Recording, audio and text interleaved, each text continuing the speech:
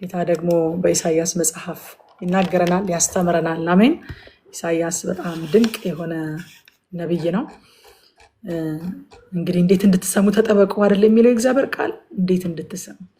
እንዴት እንድትሰሙ ተጠበቁ ብሎ በምትሰፍሩበት በዚያ መስፈሪያ ልክ ይሰፈርላችኋል። የተጨቆነ የተነቀነቀ የተትረፈረፈ ግን በምትሰፍሩበት መስፈሪያ በዚያ ይሰፈርላችኋል ይላልና አሰማማችንን ነው መስፈሪያ የሚለው። እንዴት እንደምትሰሙ በምን አይነት አክብሮት፣ በምን አይነት መሰጠት፣ በምን አይነት ትኩረት እንደምትሰሙ ተጠበቁ። ምክንያቱም በምትሰሙበት አሰማም በዛው ነው እግዚአብሔር የሚሰፍርላችሁ። የተነቀነቀ ነው፣ የተጨቆነ ነው፣ የተትረፈረፈ ነው፣ ግን በእናንተው አሰማም ነው። ለምሳሌ በአንድ በጆግ የሰፈረ ሰው እና በባልዲ የሰፈረ ሰው የተጨቆነ የተነቀነቀ የተትረፈረፈ ቢሆንም ግን እኩል አይደለም የሚቀበሉት። አይደለም? አዎ መስፈሪያው ተጨቁኗል፣ ተጠቅጥቋል፣ ተትረፍርፏል፣ ግን ስቲል በሰፈረው መስፈሪያ ስለሆነ የሚሰፈርለት በባልዲ ከሰፈረው ጋር በጆግ የሰፈረው እኩል አያገኝም። እና የእግዚአብሔርንም ቃል ስንሰማ እንዳሰማማችን ነው የምናገኘው ጥቅም ማለት ነው። እንዴት ቫሊዩ አድርገን እንደምንሰማ፣ እንዴት በአክብሮት እንደምንሰማ፣ እንዴት ለመታዘዝ በተዘጋጀ በተሰበረ መንፈስ ዝቅ ባለ ልብ በትሁት ልብ እንደምንሰማ እንድንጠበቅ የእግዚአብሔር ቃል ይናገረናል። እና ኢሳይያስ 66 ምዕራፎች ያሉት መጽሐፍ ነው። እንግዲህ እንዳሰማማችን በረከቱ እንደዛ ይሆንልናል ማለት ነው። ተባረኩ። እናንተ በጣም የእግዚአብሔርን ቃል በመሰጠት በአክብሮት የምትሰሙ ስለሆናችሁ እግዚአብሔር በዚህ ውስጥ ድንቅ እንደሚያደርግ ምንም አልጠራጠርም። ትንቢተ ኢሳይያስን ለመግቢያ የተወሰነ ነገር እንነጋገርና ከዛ በኋላ በቀጥታ ወደ ምዕራፎቹ እንገባለን ማለት ነው። እንግዲህ ትንቢተ ኢሳይያስን የትንቢት መጽሐፍን የምንጀምርበትም ቀን ነው ዛሬ። ጀስት አንድ መጽሐፍ የምንጀምርበት ብቻ ሳይሆን መጽሐፍ ቅዱሳችንን ማጥናት ስንጀምር ካስታወሳችሁ ብሉይ ኪዳን በራሱ 4 ቦታ ይከፈላል ብለን ነበር አይደለ? በ4 ይከፈላል ብሉይ ኪዳን ብለን ነበረ። እነዚህ 39 የብሉይ ኪዳን መጽሐፍት በ4 መደብ ሲከፈሉ የመጀመሪያው አንደኛው ክፍል የሕግ መጽሐፍት የሚባሉት ከዘፍጥረት እስከ ዘዳግም የሚገኙት 5ቱ መጽሐፍት ናቸው ብለን የሕግ መጽሐፍትን ስናጠና ተነጋግረናል። ሁለተኛው ክፍል ደግሞ ከ4ቱ ሁለተኛው ክፍል የታሪክ መጽሐፍት የሚባሉት። ስለዚህ በ4 ስንከፍላቸው እነዚህን 39 መጽሐፍት የመጀመሪያው የሕግ መጽሐፍት ናቸው፣ 5 መጽሐፍት ናቸው ከዘፍጥረት እስከ ዘዳግም ድረስ ያሉት ብለን ነበረ። ሁለተኛው ደግሞ የታሪክ መጽሐፍት ያልናቸው ከኢያሱ ጀምሮ እስከ አስቴር ድረስ የሚገኙ 12 መጽሐፍት ናቸው። የመጀመሪያዎቹ 5 ከዛ 12 ስንት ሆነ? 17 መጽሐፍት ሆነ ማለት ነው። ከዛ ሶስተኛው ሴክሽን ደግሞ የጥበብ መጽሐፍት የሚባሉት አሁን ትላንትና የጨረስናቸው ማለት ናቸው። ከኢዮብ ጀምረን እስከ መኃልየ ድረስ የሚገኙት 5ቱ የጥበብ መጽሐፍት ትላንትና የጨረስናቸው ናቸው። 22ኛ መጽሐፍት ማለት ነው። 5 አለ፣ 12 አለ፣ 5 አለ። አሁን ደግሞ ዛሬ የምንጀምረው 4ኛውንና የመጨረሻውን ሴክሽን ነው። የብሉይ ኪዳንን የመጨረሻውን ሴክሽን የትንቢት መጽሐፍት በትንቢት መጽሐፍት ነው የሚያልቀው። ስለዚህ እሱን ስንጀምር የትንቢት መጽሐፍት ደግሞ ከኢሳይያስ እስከ ሚልኪያስ የሚገኙ 17 መጽሐፍት ናቸው። 5 የሕግ መጽሐፍት፣ 12 የታሪክ መጽሐፍት፣ 5 የጥበብ መጽሐፍት፣ ከዛ ደግሞ 17 የትንቢት መጽሐፍትን እናገኛለን። እነዚህ የትንቢት መጽሐፍት በራሳቸው ደግሞ በ2 ይከፈላሉ ብለናል። የታላላቅ ነቢያትና የታናናሽ ነቢያት መጽሐፍት ተብለው ማለት ነው። ከታላላቅ ነቢያት አንዱ የሆነውን ኢሳይያስን ነው ዛሬ የምንጀምረው። የታላላቅ ነቢያት መጽሐፍት የምንላቸው ከኢሳይያስ የሚጀምሩ እስከ ዳንኤል ድረስ የሚገኙ 5 መጽሐፍት ናቸው። ትንቢተ ኢሳይያስ አለ፣ ትንቢተ ኤርሚያስ አለ፣ ሕዝቅኤል አለ፣ ሰቆቃው ኤርሚያስ እና ዳንኤል። እነዚህ 5 መጽሐፍት ታላላቅ የሚባሉት ደግሞ ሌላ በምንም አበላልጠናቸው ሳይሆን በመጽሐፋቸው ቮሊዩም በመጽሐፋቸው የገጽ ብዛት ነውና እነዚህ ታላላቅ ነቢያትና ታናናሽ ነቢያት ብለን በ2 ስንከፍላቸው ደግሞ የመጀመሪያዎቹን 5 መጽሐፍ የጻፉልን 4 ታላላቅ ነቢያት እንላቸዋለን። ሁለተኛዎቹን ደግሞ 12ቱን የትንቢት መጽሐፍት የጻፉልን 12 ነቢያት ደግሞ ታናናሽ ነቢያት ብለን እንጠራቸዋለን። የመጽሐፋቸው ቮሊዩም የጻፉት መጽሐፍ የገጽ ብዛት ብቻ ነው ታላቅና ታናሽ የሚያስብላቸው እንጂ በሌላ ነገር አበላልጠናቸው አይደለም። ስለዚህ ዛሬ የምንጀምረው ከብሉይ ኪዳን መጽሐፍት 4ኛውን ክፍል ነው ማለት ነው። 4ቱ ታላላቅ ነቢያት ኢሳይያስ፣ ኤርሚያስ፣ ሕዝቅኤልና ዳንኤል ከጻፏቸው 5 ከ35 መጽሐፍት አንዱ የሆነውን ትንቢተ ኢሳይያስን ነው ዛሬ የምንጀምረው ማለት ነው።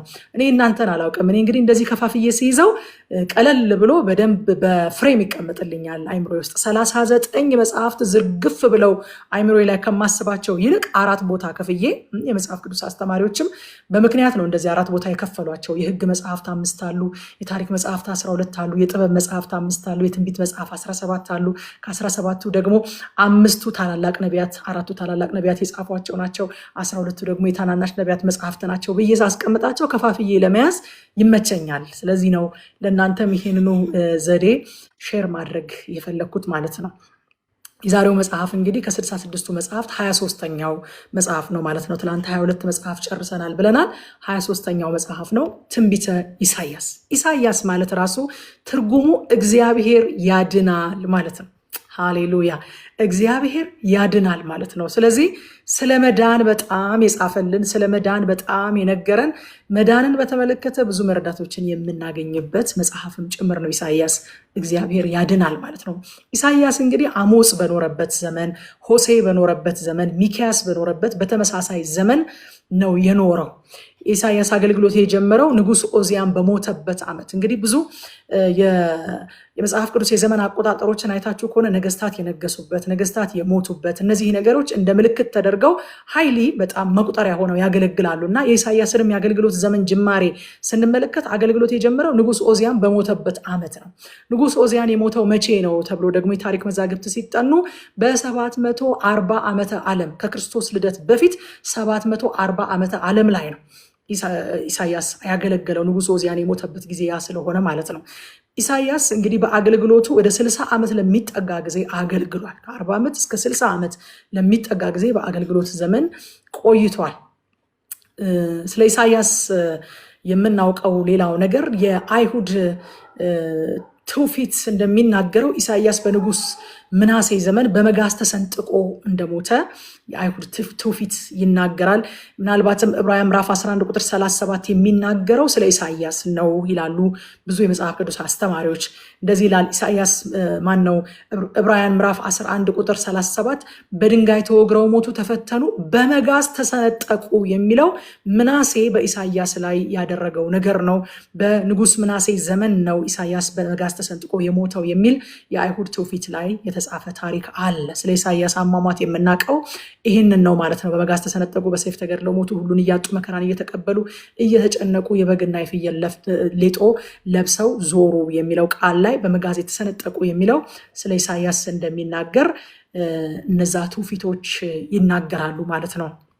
እንግዲህ ኢሳይያስን መጽሐፍ ስናየው መጽሐፉ 3 ዋና ዋና ክፍሎች አሉት። በ3 ዋና ዋና ክፍሎች አይተን ለይተን ማጥናት እንችላለን። እኔ እንግዲህ መከፋፈል ወዳለሁ፣ ደግሞ ለማጥናት ትክክለኛ መንገድ ነው ብዬ አስባለሁ። እንዲሁ ዝም ብሎ ቫስት ከሚሆንና ዝርግፍ ከሚልብን ከፍለን ስናየው በቀላሉ አይምሯችን ውስጥ ነገሩን ለማስቀመጥ ይረዳናል። በ3 ስንከፍለው የመጀመሪያው ክፍል ከምዕራፍ 1 እስከ 39 ድረስ ያለው የፍርድ መጽሐፍ ነው። በቃ ስለ ፍርድ ነው የሚናገረው። ስለ ኃጢአታቸው ይናገራል፣ ሊመጣ ስላለው ፍርድ ይናገራል። ሁለተኛው ደግሞ ክፍል ከምዕራፍ 40 እስከ 55 ድረስ ያለው የመጽናናት መጽሐፍ ነው። ኮንፈርትን ደግሞ ይዞ ይመጣል። ከምዕራፍ 40 እስከ 55 ያሉት 15ቱ ምዕራፎች የኮንፈርት ምዕራፎች ናቸው፣ የመጽናናት ምዕራፎች ናቸው። ከምዕራፍ 56 እስከ 66 ያሉት ደግሞ 10ሩ ምዕራፎች ደግሞ መጪውን ክብር የሚተርኩ ሊመጣ ያለውን ክብር የሚተርኩ ክፍሎች ናቸው ማለት ነው። ስለዚህ ከ1 እስከ 39 የፍርድ መጽሐፍ ነው። ከ40 እስከ 45 የመጽናናት መጽሐፍ ነው። ከ56 እስከ 60 መጪውን ክብር የሚተርክ መጽሐፍ ነው ማለት ነው። ኢሳይያስ ባገለገለበት ዘመን የነበሩትን ነገስታት እንደው ትንሽ ለማየት ብንሞክር ኦዚያን በነበረበት ጊዜ ንጉስ ኦዚያን፣ ንጉስ ኢዮአታም፣ ንጉስ አካዝ እና ሕዝቅያስ በነበሩበት ጊዜ ነው ኢሳይያስ ያገለገለው። ነገስት መጽሐፍን ስናጠና ካስታወሳችሁ ዜና ነገስትን በምናጠናበት ሰዓት አልፎ አልፎ እናገኘው ነበር አይደለ? ለሕዝቅያስ ትንቢት ሲያመጣለት ትሞታለህ ቤትህን አዘጋጅ ሲለው ሕዝቅያስ ሲያለቅስ፣ ከዛ ደግሞ ተመለስና የህዝቤን አለቃ አትሞትም 15 ዓመት ጨምሬልሃለሁኝ፣ ለቅሶህን አይቻለሁ፣ መጸጸት ጸጸትን ተመልክቻለሁኝ በለው ብሎ ተመልሶ ደግሞ እንደገና ትንቢትን ሲናገር የምናገኘው ያ ኢሳያስ ነው። እንግዲህ አሁን ደግሞ ትንቢቶቹ ለብቻ እንደዚህ ተሰድረው የምናገኛቸው እዛው ነገስት መጽሐፍን ስናጠና ግን ነገስታቱን ሲገስጽ፣ ነገስታቱን ሲመክር፣ ለነገስታቱ ሲጸልይ የነበረው ያ ኢሳያስ ነው።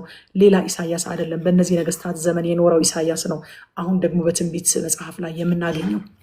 እንግዲህ ጣዖት አምልኮ እጅግ በተበራከተበት የእስራኤል ሕዝብ ልቡ ከእግዚአብሔር ርቆ በከንፈሩ ብቻ እግዚአብሔርን በሚያመልክበት ዘመን ነው ኢሳያስ ያገለገለው። ሕዝቡ ሙሉ ለሙሉ እግዚአብሔርን ትቻለሁ አላለም። ኢሳያስ በሚያገለግልበት ጊዜ እግዚአብሔርን ክጃለሁ፣ እግዚአብሔርን አልፈልግም አይልም።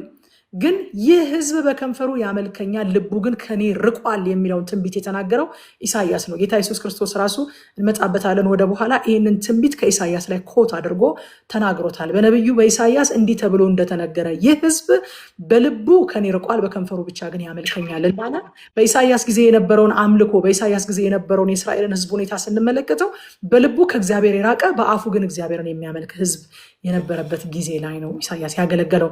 የመጽሐፉ ዋና ዋና ሀሳቦች ምንድን ናቸው ካላችሁ፣ እንደው ብዙ ሀሳቦች ቢኖሩትም ግን በጣም ኤምፋሳይዝ የተደረጉትን 4 ነገሮች ብቻ ብንመለከት፣ የመጀመሪያው የእግዚአብሔር ቅድስና ነው። ኢሳያስ ስለ እግዚአብሔር ቅድስና በጣም አጽንኦት ሰጥቶ ይናገራል። ሁላችን የምንወደውና እስክንደርስበት በጣም የምንጓጓው ኢሳያስ ምዕራፍ 6 ላይ ያለውን ቃል ታስታውሳላችሁ አይደል? ቅዱስ ቅዱስ ቅዱስ የሰራዊት ጌታ እግዚአብሔር፣ ምድር ሁሉ ከክብሩ ተሞልታለች የሚለው ማለት ነው። ስለ እግዚአብሔር ቅድስና በጣም ኤምፋሳይዝ ያደርጋል። አንዱ ዋናው የመጽሐፉ ሀሳብ የእግዚአብሔር ቅድስና ነው። ሁለተኛው ደግሞ ስለ ፍርድና ስለ ንስሐ በጣም ኤምፋሳይዝ ያደርጋል ኢሳያስ። ሶስተኛ ስለ ተስፋና ስለ መመለስ፣ ስለ ሪስቶሬሽን ደግሞ በጣም ይናገራል። አንዱ ኤምፋሲስ ይሄ ነው። አራተኛው ደግሞ ስለ መሲሁ ኦፍኮርስ ስለሚመጣው መሲህ በጣም ይናገራል ኢሳያስ። እንደውም ኢሳያስ የወንጌል ነብይ በመባል የሚታወቅ ነው ብያቸዋለሁ ትላንትና። እንደው ዝም ብዬ ትንሽ ቲፕ ለማድረግ ያህል እኔ ትላንትና እያጠናሁት ስለነበረ ውስጥ የቀረውን ነገር ትንሽ እየነገርኳችሁ ነበረ። የወንጌል ነብይ ተብሎ ሁሉ የሚታወቅ ነው። በተለይም ደግሞ ኢሳያስ ምዕራፍ 53 5ኛው ወንጌል the fifth gospel ተብሎ ሁሉ ይታወቃል። ልክ እንደ ወንጌል ነው ጌታ ኢየሱስ ክርስቶስን የሚያብራራው በደንብ አድርጎ የሚገልጸው። ስለዚህ the fifth gospel ይባላል ምዕራፍ 53። እንግዲህ መሲሁን በመጽሐፉ ላይ ለበርካታ ጊዜያት እናገኘዋለን። እነዚህ 66 ምዕራፎች ስናጠና በልዩ ልዩ መልኩ መሲሁን እናገኘዋለን። ግን በ4 ስፍራዎች በጣም ጉልህ በሆነ ሁኔታ የተጠቀሱ ስለ መሲሁ የተጠቀሱ ክስተቶች አሉ። ሁላችን የምናውቃቸው የምናስታውሳቸው በጣም ግልጽ የሆኑ የተጠቀሱ ነገሮች አሉ። ለምሳሌ ኢሳያስ ምዕራፍ 7 ቁጥር 14 ላይ መሲሁ ከድንግል ስለመወለዱ የተናገረው ኢሳያስ ነው። ይህ በጣም ይገርመኛል የእግዚአብሔር ነገር በእውነት ማለት ኢሳያስ እኮ ከ700 ዓመት በፊት ነው የኖረው ወዳጆች። ኢየሱስ ክርስቶስ ከድንግል ከመወለዱ ከ700 ዓመት በፊት ነው የኖረው። ኢሳያስ ኢየሱስ ከድንግል ተወልዶ የተናገረው ትንቢት ትክክል መሆኑን አይቶ ያለፈ ሰው አይደለም። እኛንን ትክክል መሆኑን እኮ የምናውቀው ድንግል ስትጸንስ የነበሩት ሰዎች ናቸው ትክክል መሆኑን ያወቁት። ኢሳያስ ግን በእምነት ተናገረ። ከ700 ዓመት በኋላ ስለሚሆነው ነገር በእምነት ተናገረ። እግዚአብሔርን አመስግኖ አለፈ። እነሆ ድንግል ትጸንሳለች አለ። ማለት ተሰምቶ የማያውቅ ነገር እኮ ነው የተናገረው። አንድ ሰው ዛሬ ብድግ ብሎ እግዚአብሔር እንደዚህ በል ለሕዝቤ ሂድና በሬ ይወልዳል በላቸው ቢለው እንደማለት እኮ ነው። እናንተ ያንን ቃል ተቀብሎ በእምነት ሄዶ በሬ ይወልዳል ይላል የሰራዊት ጌታ እግዚአብሔር ብሎ ቢናገር እንዴት ይታይ እንደነበረ አስቡት። ዛሬ ላይ ቆመን እኮ እኛ ድንግል ስለወለደች ነው ኢሳያስን እንደዚህ ሰለብሬት የምናደርገው። በዚያን ዘመን ይደርስበት የነበረውን ማሾፍና ማፌዝ ማንጓጠጥ አስባችሁታል? ድንግል ትጸንሳለች ብሎ ሲናገር ግን ኢሳያስ እግዚአብሔርን ታምኖ ድንግል ትጸንሳለች ብሎ የተናገረ ሰው ነው። አስደናቂ እኮ ነው። ትንቢቱ የተፈጸመው በሱ ዘመን አይደለም። እግዚአብሔር ሆይ የተናገርከኝ ነገር እንዴት አልተፈጸመም ብሎ አላኮረፈም። እስከ ፍጻሜ ድረስ እግዚአብሔር ያለውን ነገር ብቻ ተናግሮ በሱ ዘመን ቢፈጸምም ባይፈጸምም እግዚአብሔር ያለውን ነገር ብቻ ተናግሮ አለፈ። ወዳጆቼ እኛ ማየታችን አይደለም ማተር የሚያደርገው፣ ለካ እግዚአብሔርን መታዘዛችን ነው ማተር የሚያደርገው። እግዚአብሔር ይበለን እንጂ በቃ ይሄ እኮ የማይመስል ነገር ነው። እኛ እኮ ዛሬ ሆኖ ስላየነው ነው ብዙ ግርም አይለን። ኢሳያስ ቦታ ላይ ሆናችሁ አስቡት። ከዚህ በፊት ሆኖ የማያውቅ ነገር እኮ ነው። ድንግል ትጸንሳለች። በነገራችን ላይ መልአኩ ራሱ መጥቶ ድንግል ማርያምን ትጸንሳለች ብሎ ድንግል ትጸንሳለች ነው ትጸንሻለች ሲላት ወንድ ስለማላቅ እንዴት ይሆናል ስትለው አብራራላት። ለምን እንደሆነ ታውቃላችሁ? አይፈረድባትም። ለዘካርያስ ግን አላብራራለትም። ያው መልአክ መጥቶ እነሆ ሚስት ኤልሳቤጥ ቨርጅናዋ ወራት ትጸንሳለች ሲለው እንዴት ይሆናል ሲል ዘካርያስ አላብራራለትም። ድዳ ትሆናለህ አለው። ድዳ ትሆናለህ። ለምን ካላችሁ ከዚህ ቀደም ሆኖ የሚያውቅ ነገር ነው። ሲሰብክ የኖረውን ነገር ነው የነገረው። ሳራ በእርጅናዋ ወራት ጸንሳለች። አብርሃም በእርጅናው ወራት ወልዷል። ስለዚህ ሲሆን የነበረ ነገር ከዚህ ቀደም ተደርጎ የነበረ ነገር ስለነበረ ይሄ ማብራሪያ አያስፈልገውም። ይሄ ጥርጣሬ ነው፣ ሊትራል የሆነ ጥርጣሬ ነው። ስለዚህ ድዳ ትሆናለህ አለው። ለማርያም ግን ሆኖ የማያውቅ ነገር ስለሆነ በቃ አይ አንደርስታንድ አይ ሂር ዩ እንደማለት ነው። መልአኩ አብራራላት። የእግዚአብሔር መንፈስ በላይሽ ላይ ይመጣል፣ የልዑል መንፈስ በአንቺ ላይ ይመጣል፣ ይጸልልሻል፣ ከአንቺ የሚወለደው ቅዱስ የእግዚአብሔር ልጅ ይባላል፣ ህዝቡንም ከኃጢአታቸው ያድናቸዋል ብሎ ኤክስፕሌን አደረገላት። ምክንያቱም ኤክስፕሌን ካልተደረገ የሚገባ ነገር አይደለም እና ኢሳያስ ድንግል ትጸንሳለች ብሎ ሲናገር ወዳጆቼ እጅግ በጣም እኮ የሚያስደንቅ ነገር ነው። እንዴት ብላችሁ ነው እግዚአብሔር ይሄን ተናገረኝ ብላችሁ ወታችሁ የምትናገሩት? ድንግል ትጸንሳለች ብሎ ተናገረ። ሌላው ድንቅ መካር ኃያል አምላክ ይወለዳል አለ። ዋው አስደናቂ ነገር እኮ ነው።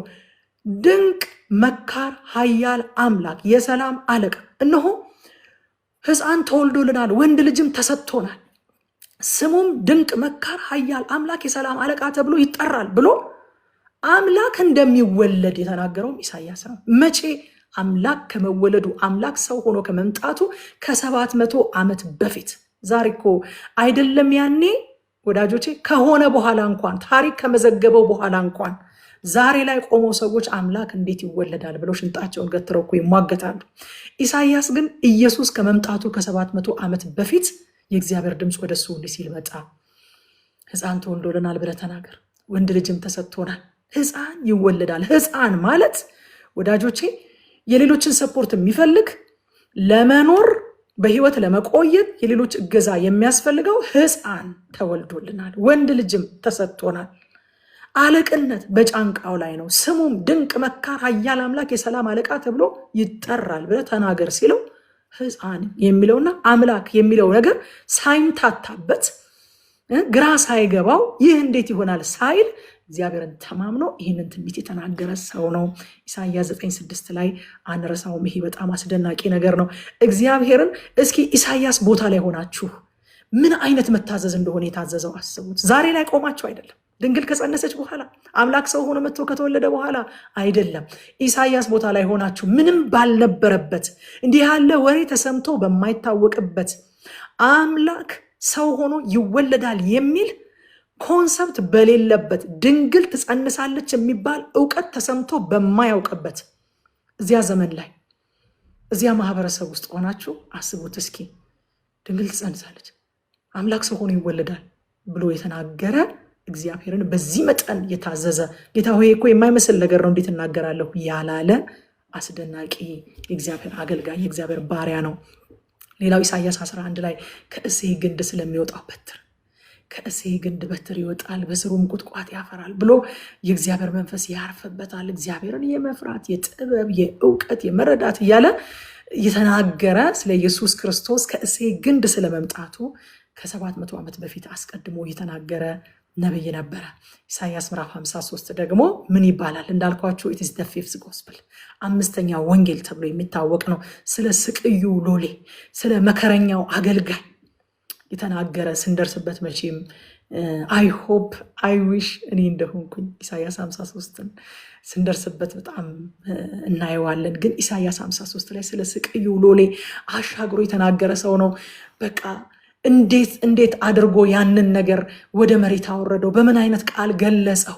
በቃ በጣም ድንጋጤ ታያላችሁ፣ ግራ መጋባት ታያላችሁ፣ መደነቅ ታያላችሁ።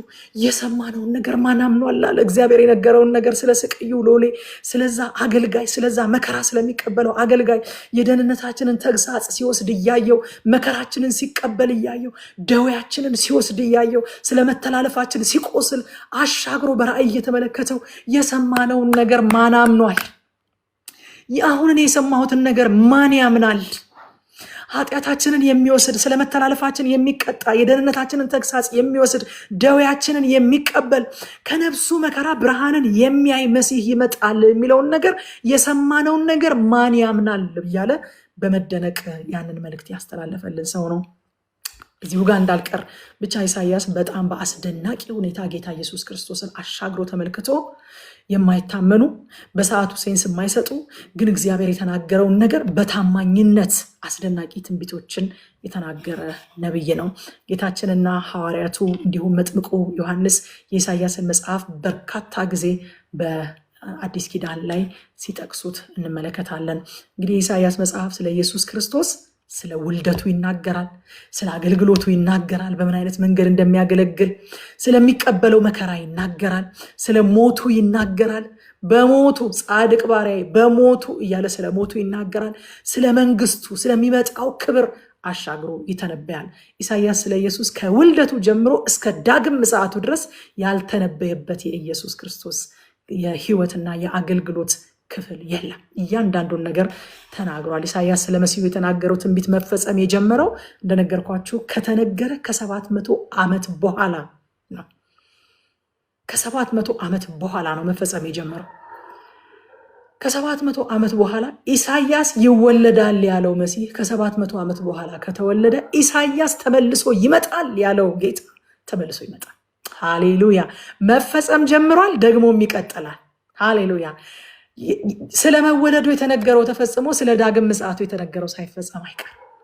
ስለ ስቃዩ ስለ አገልግሎቱ የተነገረው ተፈጽሞ ስለሚመጣው መንግስቱ ስለሚመጣው ክብር ስለ አዲሲቱ ኢየሩሳሌም የተነገረው አለመፈጸም አይችልም።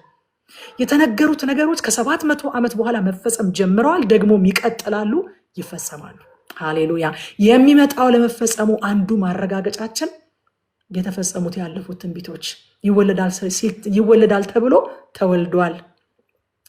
የሚወለድበት ቦታ ሳይቀር ተጠቅሶ በተባለው ቦታ ተወልዷል። ያገለግላል ተብሎ አገልግሏል። ይፈውሳል ተብሎ ፈውሷል። ይሰቃያል ታልፎ ይሰጣል ተብሎ ተሰቃይቷል፣ ታልፎ ተሰጥቷል። ይሞታል ተብሎ ሞቷል። ይቀበራል ተብሎ ይቀበራል፣ በተባለበት ቦታ ተቀብሯል። ሞቱ ከወንበዴዎች ጋር መቃብሩ ከባለጠጎች ጋር እንደተባለው ልክ እንደዛው ከወንበዴዎች ጋር ተሰቅሎ ከባለጠጎች ጋር ተቀብሮ ደግሞም ይነሳል እንደተባለ ተነስቷል። ያርጋል እንደተባለ ደግሞ አርጓል። ይመጣል እንደተባለው ኢየሱስ ይመጣል። ሃሌሉያ! እነዚህ ሁሉ ተፈጽመው ያኛው የማይፈጸምበት ምንም ምክንያት የለም። እግዚአብሔር ደርሶ ዛሬ ላይ ሐሳቡን አይቀይርም። ኢየሱስ ይመጣል። ኢየሱስ በክብር ይመጣል። ኢየሱስ የክብር መንግስቱን ይዞ ይመጣል። የእግዚአብሔር መንግስት በሙላት በዚህ ምድር ላይ ትገለጣለች። እስከ ዛሬ የተነገረው ነገር እንደተፈጸመ ሁሉ ከዚህ በኋላ ይሆናል የተባለውም እንደሚፈጸም ምንም ጥርጣሬ የለንም። ሃሌሉያ! ይቀጥላል። የኢሳይያስ ትንቢት ጀምሯል፣ መፈጸም ደግሞ ይቀጥላል። አንጠረጠረውም። አሜን፣ አንጠረጠረውም። ያኛውም እንዲፈጸም ያዋጣነው ነገር የለም። እኛ ስላለንና ስላላለን አይደለም። ይፈጸማል። እግዚአብሔር ስለተናገረ ይፈጸማል። ሃሌሉያ! የኢሳይያስ መጽሐፍን ቁልፍ ቃል ስንመለከት የእስራኤል ቅዱስ የሚለው በጣም በተደጋጋሚ ያነሰዋል። አንዱ ኤምፋሲስ እሱ ነው ብያቸዋለሁ። የእስራኤል ቅዱስ የሚለው ሲሆን 25 ጊዜ መጽሐፉ ላይ ጥቅም ላይ ውሏል። የእስራኤል ቅዱስ የሚለው ቃል የመጽሐፉ ቁልፍ ጥቅስ ደግሞ ቁልፍ ቃሉ የእስራኤል ቅዱስ ነው። ቁልፍ ጥቅሱ ደግሞ ኢሳይያስ ምዕራፍ 53 ከ5 እስከ 6 ድረስ ያለው ነው። እንደዚህ ይላል፣ እርሱ ግን ስለ መተላለፋችን ቆሰለ፣ ስለ በደላችንም ደቀቀ፣ የደህንነታችንም ተግሳጽ በእርሱ ላይ ነበረ፣ በእርሱም ቁስል እኛ ተፈወስን። እኛ ሁላችን እንደ በጎች ተቅበዝብዘን ጠፋን፣ ከእኛ እያንዳንዱ ወደ ገዛ መንገዱ አዘነበለ፣ እግዚአብሔር የሁላችንን በደል በእሱ ላይ አኖረ። ምንድን ነው የኢሳይያስ መጽሐፍ እንደው ባጭሩ የሚነግረን ነገር? እግዚአብሔር ቅዱስ ነው። እግዚአብሔር ቅዱስ ስለሆነ ኃጢአትን ይገልጣል፣ ደግሞም በኃጢአት ላይ ይፈርዳል። ከዚህ ፍርድ የሚታደግ አዳኝ ስለሚያስፈልግ ደግሞ መሲሁ ይመጣል። በአጭር ቃል ኢሳይያስ ማለት ይሄ ነው። በቃ እግዚአብሔር ቅዱስ ነው። ቅዱስ ስለሆነ ኃጢአትን ይገልጣል፣ በኃጢአት ላይ ይፈርዳል። ከዚህ ፍርድ የሚታደግ አዳኝ ደግሞ ያስፈልጋል። ይህ አዳኝ ደግሞ መሲሁ ጌታችንና መድኃኒታችን ኢየሱስ ክርስቶስ ይመጣል የሚል ነው የኢሳይያስ መልእክት በአጠቃላይ ማለት ነው። ወደ ምዕራፍ 1 እንገባለን። አቤት 20 ጉዳይ ሆነ። ምዕራፍ 1ን ሳልጀምር ወደ ምዕራፍ 1 እንገባለን። ኢሳይያስ ምዕራፍ 1 ላይ ስንገባ ቁጥር 1 ኦዚያን፣ ኢዮአታም፣ አካዝና ሕዝቅያስ የይሁዳ ነገስታት ሆነው በነገሱባቸው ዘመናት የአሞጽ ልጅ ኢሳይያስ ስለ ይሁዳና ስለ ኢየሩሳሌም ያየው ራእይ ይህ ነው ብሎ ይጀምራል። ያየው ራእይ ይህ ነው። ስለ ይሁዳና ስለ ኢየሩሳሌም ያየው ራእይ ይህ ነው ብሎ ይጀምራል። አያችሁ፣ አገልግሎቱ ሲጀምር ራሱ ከራእይ ነው የጀመረው እንጂ ከራሱ ሀሳብ፣ ከራሱ አመለካከት፣ ከመሰለው ነገር ወይም ደግሞ ከራሱ መሻት ተነስቶ አይደለም አገልግሎቱን የጀመረው። ራእይ ተቀብሎ ነው አገልግሎቱን የጀመረው። ከዛ ቁጥር 2 ላይ እግዚአብሔር እንዲህ ይላል አለ፣ ሰማያት ሆይ ስሙ፣ ምድርም አድምጪ፣ ተንከባክቤ ያሳደግኳቸው ልጆች አመፀኞች ሆኑብኝ። እግዚአብሔር ነው እንደዚህ የሚለው። ምስክር ይጠራል፣ ሰማያትን ምስክር ይጠራል፣ ምድርን ምስክር ይጠራል። ስሙኝ፣ አድምጡኝ፣ ተንከባክቤ ያሳደግኳቸው ልጆች አመፀኞች ሆኑብኝ ይላል። የእግዚአብሔር ወቀሳ ወዳጆች የዚህ ስፍራ ላይ ህግ ተጣሰብኝ የሚል አይደለም። ህግ ተጣሰብኝ አይደለም፣ ተከዳሁ የሚል የአፍቃሪ አባት ድምፅ ነው እዚህ ቦታ ላይ የምንሰማው። መጀመሪያ ስለ ፍቅር ነው እግዚአብሔር ወቀሳ የሚያቀርበው። ተከዳሁ፣ ተንከባክቤ ያሳድጊያቸው ነበረ፣ ተከዳሁ የሚል ስለ ፍቅር የሆነ ወቀሳ ነው የሚያስቀድመው እግዚአብሔር። ሉቃስ 15 ላይ ያለውን አባት ህመም ይመስላል እዚህ ቦታ ላይ የምናየው። ወዳጆቼ ኃጢአት መጀመሪያ ደረጃ መታሰብ ያለበት በአባት ፍቅር ላይ የሚደረግ ቢትሪያል ነው። ኃጢአት ማለት እግዚአብሔር ኃጢአትን የሚያየው እንደ ቢትሪያል ነው፣ እንደ መከዳት ነው። ተንከባክቤ ያሳድጊያቸው ወድጃቸው ከዱኝ ነው ያለው እግዚአብሔር። ሉቃስ 15 ላይ ያለው አባት ስለ ንብረቱ አይደለም ግድ የሚለው። አዎ ንብረት ይዞ ሄዷል፣ አባክኗል፣ በጥኗል። ግን የሉቃስ 15ቱ አባት ከንብረቱ በላይ ከልጁ ጋር ያለው ግንኙነት የልጁ ፍቅር ነው የሚያሳስበው። ጠዋትና ማታ ደጅ እንዲያይ የሚያደርገው የሄደው ንብረት ተመልሶ ይመጣል ብሎ የንብረት ጉዳይ አይደለም የሚያስጨንቀው። የሄደው ልጅ፣ የጠፋው ልጅ፣ የሞተው ልጅ ተመልሶ ይመጣል፣ ወደ ህይወት ይመለሳል፣ ህያው ይሆናል የሚል ኤክስፔክቴሽን የሚል ናፍቆት ነው ደጅ እንዲያይ የሚያደርገው። ደጅ እያየ ስለነበር እኮ ነው ገና ከሩቅ ሳለ ያየው። ታውቃላችሁ፣ ልጁ ሲመጣ ገና ሩቅ ሳለ አየውና ሮጦ ሄዶ አቀፈው ይላል። እየጠበቀው ነበረ። ምክንያቱም ጥያቄው ፍቅር ነው፣ የጎደለበት ፍቅር ነው። የእሱ ወቀሳ ፍቅሬን ብትሬድ አደረገኝ፣ ተከዳሁኝ የሚል ነው እንጂ ንብረቴን ይዞ ሄደ የሚል አይደለም። ስለ ንብረቱ ቢሆን ኖሮ ባዶ እጁን ሲመጣ ጥምጥም ብሎ ባላቀፈው ነበረ። እግዚአብሔርም እዚህ ቦታ ላይ ስለ ህግ አይደለም መጀመሪያ ኮምፕሌን የሚያደርገው፣ ወቀሳ የሚያቀርበው ስለ ፍቅር ነው። ተከዳሁ፣ ተንከባክቤ ያሳድጊያቸው ነበረ፣ ተከዳሁ ይላል። ከዛ ቁጥር 3 ላይ በሬ ባለቤቱን ያውቃል፣ አህያም የጌታውን ጋጥ ያውቃል፣ የእስራኤል ህዝብ ግን ምንም አያውቅም፣ ህዝቤም አያስተውልም ይላል። እናንተ ኃጢአት የሚያስከትለው መንፈሳዊ እውርነት ክቡር የሆነው የሰው ልጅ ከእንስሳት ያነሰ አስተሳሰብ እንዲኖረው ያደርጋል።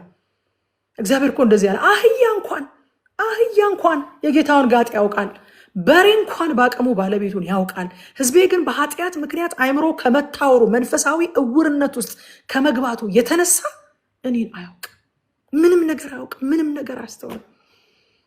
ወዳጆቼ ከእንስሳ የከፋ እንዲሆን የሚያደርገው ሰውን ኃጢአት የሚያመጣበት እውርነት ነው። ታውቃላችሁ አይደለ? እንስሶች ምን አደረጉ? ሰዎች የሚያደርጉትን አንዳንድ ነገር ስትሰሙ፣ በገዛ ልጃቸው ላይ የሚያደርጉትን፣ በገዛ ሚስታቸው ላይ፣ በገዛ ባላቸው ላይ፣ በስጋቸው በአካላቸው ክፋይ ላይ፣ በአባታቸው ላይ፣ በእናታቸው ላይ። አሁን በቀደም አንድ ዜና እየሰማሁኝ በኤአይ እየተረዳ የ18 ዓመት ልጅ እናቱን ገደለ የሚል ዜና አሜሪካን ሀገር በኤአይ እየተደገፈ ዲፕሲክ በሚባለው ኤአይ እየተደገፈ ፊልም ልጽፍ ነው የሆነ ሴራ ስጠኝ፣ ሰው ሊያውቀው የማይችለው ሴራ ስጠኝ ብሎት ኤአይ እየረዳው የገዛ እናቱን የ18 ዓመት ልጅ ገድሎ ተፈርዶበት እስር ቤት ገባ የሚል ዜና ሳይ አያችሁ፣ ሰው በኃጢአት ምክንያት ከታወረ፣ ሰው ከእግዚአብሔር ከተለየ ከእንስሳ የከፋ እንደሆነ ማየት እንችላለን። የገዛ ልጇን የምትገድል እናት ዜና ትሰማላችሁ። የገዛ ልጁን የሚደፈር አባት ዜና ትሰማላችሁ። እንስሶች እንኳን ለገዛ ልጆቻቸው ይራራሉ። በሬ እንኳን ጌታውን ያውቃል፣ አህያ እንኳን የጌታውን ጋጣ ያውቃል። እስራኤል ግን በኃጢአት ከመታወሩ የተነሳ ምንም አያውቅም አለ እግዚአብሔር። ኃጢአት ሰውን እንደዚህ ነው የሚያደርገው። ከእንስሳ የከፋ ከእንስሳ ያነሰ አስተሳሰብና ሞራል እንዲኖረው ያደርጋል። በጣም ነው የገረመኝ ይህንን ክፍል ሳየው። ወገኖቼ ሃይማኖተኝነትና እግዚአብሔርን ማወቅ እጅግ የተለያዩ ነገሮች ናቸው። እነዚህ ሰዎች ሃይማኖተኞች ነበሩ፣ ስርዓት አልተቋረጠም። በኋላ ላይ ምዕራፍ 2 ላይ ሄዳችሁ ስታዩ በጣም አለ ስርዓቱ። እግዚአብሔር እስኪታክተው ድረስ እኔ ሰንበታችሁና መባቻችሁ አሁንስ ሸክም ሆኖብኛል፣ ባትመጡ እንደው ደጄን ባትረግጡ ደስ ይለኛል። መስዋዕታችሁን ተጸይፌዋለሁ፣ ዕጣን አልወድም። እንደውም ከዚህ በኋላ ለእኔ ዕጣን አዘጋጁልኝ፣ ከዚህ አዘጋጁልኝ፣ ይህንን ዕጣን እንደውም ቤታችሁ ስላችሁ እንዳታጭሱት ብሎ የተናገረ እግዚአብሔር አልወድም፣ ዕጣን አልወድም፣ መስዋዕትም እንዳታቀርቡልኝ አስጠልቶኛል ብሎ እስኪንገሸገሽ ድረስ መንፈሳዊ ስርዓት አላቸው፣ ሃይማኖታዊ ልምምድ አላቸው፣ የሃይማኖት ካባቸውን አላወለቁም፣ ግን መንፈሳዊነት ግን የላቸውም። ሃይማኖታዊ ስርዓት አላቸው፣ መንፈሳዊነት የላቸውም። ታውረዋል። የበሬን ያክል ማስተዋል የላቸውም፣ የአህያን ያክል ማስተዋል የላቸውም። ከዛ ከቁጥር 4 ጀምሮ እስከ 6 ድረስ እንደዚህ ይላል። እናንተ ኃጢአተኞች፣ በደልን የተሸከማችሁ ወገኖች፣ የክፉ አድራጊዎችም ትውልድ፣ ሕይወታችሁ የተበላሸ እግዚአብሔርን የተዋችሁና የእስራኤልን ቅዱስ የናቃችሁ በእርሱም ላይ ጀርባችሁን ያዞራችሁ ናችሁ። በአመፅ ላይ አመፅ ጨምራችሁ እንደገና መቀጣት የምትፈልጉት ለምንድን ነው? ራሳችሁ ለሕመም ልባችሁ ሁሉ ለድካም የተጋለጠ ሆኗል። ከዚህም የተነሳ ከእግር ጥፍር እስከ ራስ ጠጉር ድረስ ጤናማ የሆነ የአካል ክፍል የላችሁም። ቁስልና እባጭ መግልም የሞላበት ሆኗል። ይህም ቁስላችሁ አልፈረጠም፣ አልታሰረም፣ ወይም በዘይት አልለሰለሰም ይላቸዋል። ሁለንተናቸውን ነው ኮራፕት ያደረገው ኃጢአት። ከራስ ፀጉር እስከ እግር ጥፍር ሁለንተናቸውን ኮራፕት አድርጓል። ወገኖች ኃጢአት ድርጊት ብቻ ሳይሆን ሁለንተናን የሚያሳምም በሽታ ነው። ሁለንተናን አፌክት የሚያደርግ ህመም ነው ኃጢአት። ሁለንተናችሁ ታሟል አላቸው እግዚአብሔር። ምንም ጤና የሚባል ነገር የላችሁም፣ ጭራሽ በደል እየጨመራችሁ ትታመማላችሁ ይላቸዋል እግዚአብሔር ቃል በሮሜ ምዕራፍ 3 ቁጥር 23 ሲናገር ሁሉ ኃጢአትን ሰርተዋል፣ የእግዚአብሔርም ክብር ጎድሏቸዋል ይላል። ወገኖቼ ጤንነታችን፣ ደህንነታችን፣ ሰላም መሆናችን የእግዚአብሔር ክብር ነው። ያ የእግዚአብሔር ክብር በኃጢአት ምክንያት ከኛ ሲርቅ ሁለንተናችን ነው የተበላሸው። እዚህ ጋር ተበላሽቻለሁ፣ እዚህ ጋር ግን ደህና ነኝ የሚባል ነገር ሳይኖር ማለት ነው። ኢሳያስ ይህንን በሽታ ገልጦ ነው ያሳየው። ኢየሱስ ግን ለዚህ በሽታ መድኃኒት ሆኖ ነው የመጣው። አሳያቸው፣ እንዴት እንደታመሙ፣ እንዴት አስከፊ ነገር ውስጥ እንደሆኑ አሳያቸው። ኢየሱስ ግን ለዚህ በሽታ መድኃኒት ሆኖ መጣለን። ከ7 እስከ 8 ኃጢአት የሚያስከትለውን ጣጣ ያሳያቸዋል። ኃጢአት እንዴት ብቸኛ እንደሚያደርግ፣ ኃጢአት እንዴት ለጥቃት የተጋለጡ እንደሚያደርጋቸው። ይህች ከተማ ብቻዋን ትሆናለች ይላቸዋል። ለጥቃት የተጋለጠች፣ ለጠላት የተጋለጠች ትሆናለች ብሎ ያሳያቸዋል። ከዛ ቁጥር 9 ላይ የሰራዊት ጌታ እግዚአብሔር ዘርን ባያስቀርልን ኖሮ እንደ ሰዶም በሆንን እንደ ገሞራን በመሰልን ነበር ይላል። ጉድ ኒውስ እግዚአብሔር በትውልድ መካከል ራሱን ያለ ምስክር ስለማይተው እኛ ብናውቃቸውም ባናውቃቸውም ሁል ጊዜ ቅሬታዎችን ለራሱ ያስቀራል። ቅሬታዎች አሉት፣ ትሩፋን አሉት። እግዚአብሔር ሁል ጊዜ ትሩፋን የእግዚአብሔር ምሕረት ማሳያዎች ናቸው። የሰራዊት ጌታ እግዚአብሔር ዘርን ባያስቀርልን ኖሮ፣ እንደ ምሕረቱ ብዛት ዘርን ባያስቀርልን ኖሮ፣ ትሩፋንን ባያስቀርልን ኖሮ እንደ ሰዶም በሆንን እንደ ገሞራን በመሰልን ነበረ፣ ፈጽመን በተደመሰስን ነበረ። እንደ ኃጢአታችን እንደ በደላችን የሚገባን እሱ ነበረ። ግን የሰራዊት ጌታ እግዚአብሔር ትሩፋንን አስቀረልን፣ ቅሬታዎችን አስቀረልን ብሎ ይናገራል። ከዛ ቁጥር 10 ላይ እናንተ የሰዶም ገዢዎች ሆይ የእግዚአብሔርን ቃል ስሙ፣ እናንተ የገሞራ ሕዝብ ሆይ የአምላካችንን ትምህርት አድምጡ ይላል። እዚህ ቦታ ላይ እኮ እንደዚህ የሚላቸው የሚገርማችሁ የአይሁድን መሪዎች ነው፣ የሰዶምና የገሞራ ገዢዎችን አይደለም የሚላቸው። ግን ከጠባያቸው የተነሳ የሰዶም ገዢዎች በሚል ስያሜ ይጠራቸዋል ማለት ነው። ጠባያቸው ነው ይህንን ስያሜ ያሰጣቸው። ቁጥር 11 እስከ 15 ውስጣቸው የረከሰ ሃይማኖተኞችና ግብዝ አምላኪዎችን ይገልጽልናል። መስዋዕታችሁን አልፈልግም ይላል እግዚአብሔር። ራሱ ያስቀመጠላቸው የአምልኮ ስርዓት፣ አምጡልኝ ያላቸውን መስዋዕት አታምጡልኝ፣ ተጸይፌዋለሁ፣ ደክሞኛል፣ ማየት አልፈልግም፣ ሰልችቶኛል፣ ታክቶኛል፣ እንዳታመጡልኝ ይላል እግዚአብሔር። ለምን ከተባለ አምልኮ ከአምላክ ጋር ያለ ሕያውና ልባዊ የሆነ ግንኙነት ነው እንጂ የሆኑ የተደነገጉ ስርዓቶችን የመፈጸም ጉዳይ አይደለም። እግዚአብሔር የአምልኮ ችግር የለበትም። 24/7 ቅዱስ ቅዱስ ቅዱስ የሰራዊት ጌታ እግዚአብሔር፣ ምድር ሁሉ ከክብሩ ተሞልታለች እያሉ አንዱ ለአንዱ የሚጮሁ ከጨዋሂው ድምፅ የተነሳ የመድረኩ መሰረት እስኪናወጥ ድረስ የሚያመልኩት አሉት የሰማይ ሰራዊት። የአምልኮ ችግር የለበትም እግዚአብሔር የመስዋዕት እጥረት የለበትም።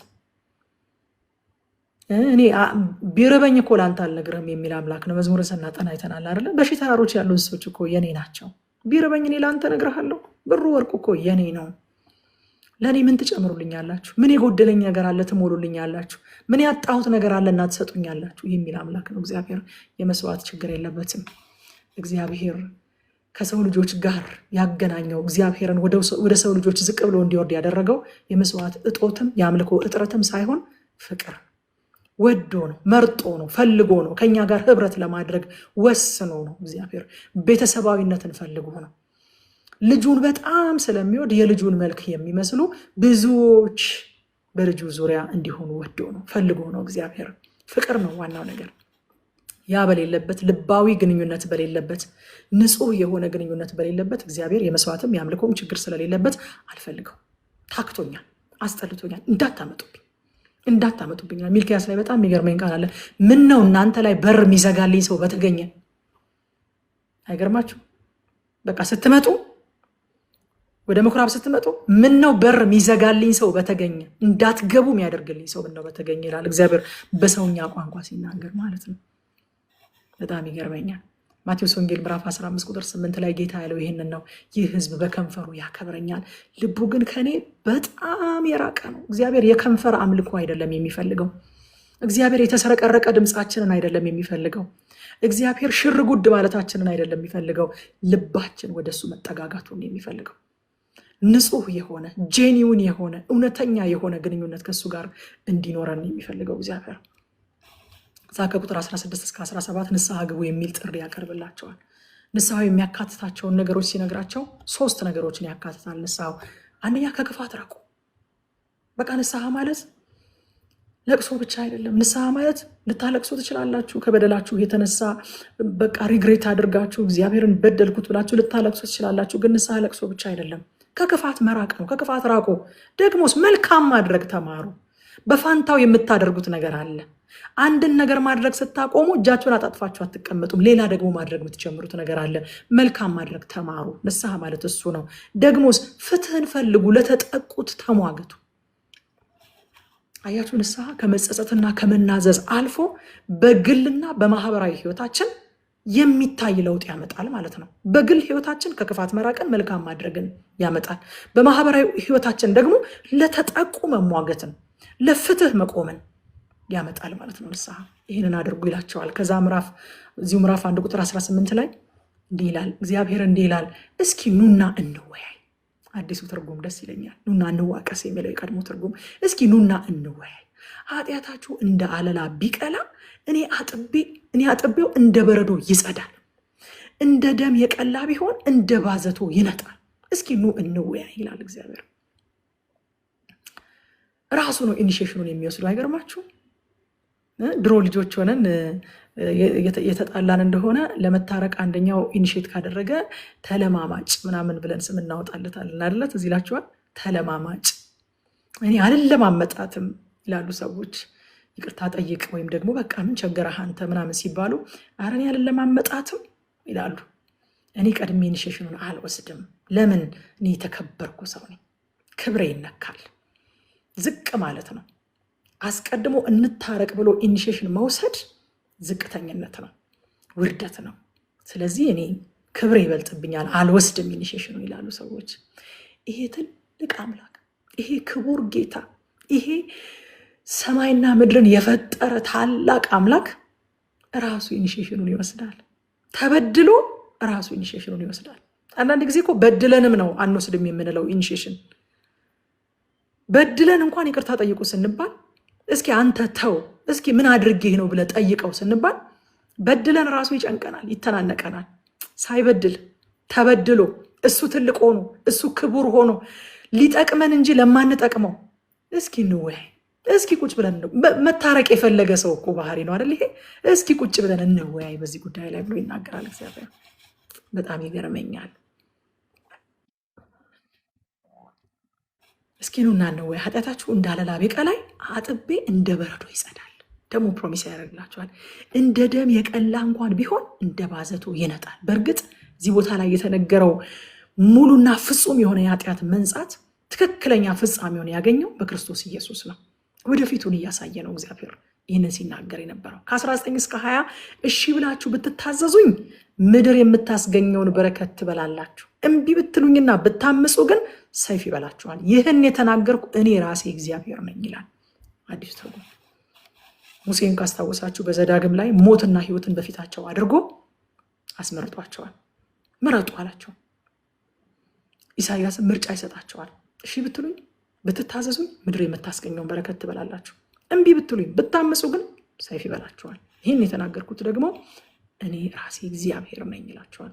ወገኖቼ ህይወት በየዕለቱ ምርጫ ታቀርብልናለች። ኤቭሪዴይ ምርጫ ታቀርብልናለች። የቱን እንመርጣለን? የቱን እንመርጣለን?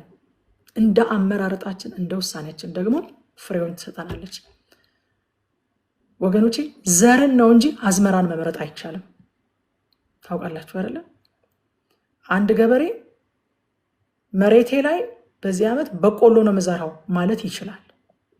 በቆሎ ዘርቶ ግን በዚህ ዓመት መሬቴ የገዛ መሬቴ አይደል የሚመለከተው ሰው የለም ስንዴ ነው ማጭደው ማለት ይችላል እንዴ? አይችልም። በቆሎ ነው መዘራው ማለት ይቻላል። በቆሎ አለማጨድ ግን አይቻልም። ስንዴ ነው መዘራው ማለት ይቻላል።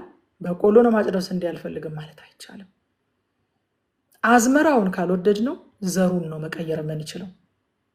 ዘር ሳንቀይር አዝመራ ጊዜ ላይ የሚለወጥ ነገር የለም። ስለዚህ እሺ ብትሉ ብትታዘዙ የምድርን በረከት ትበላላችሁ። እምቢ ብትሉ ብታመፁ ሰይፍ ይበላችኋል። ይሄንን የተናገርኩት ደግሞ እኔ ራሴ እግዚአብሔር ነኝ ይላል እግዚአብሔር። ከቁጥር 21 እስከ 23 ድረስ ታማኝ የነበረችቱ ከተማ እንዴት አመንዝራ ሆነች የሚል ጥያቄ ያቀርብልናል። እንዴት አመንዝራ ሆነች? ታማኝ የሚለው ስያሜዋን ሳትለቅ እንዴት አመንዝራ ሆነች?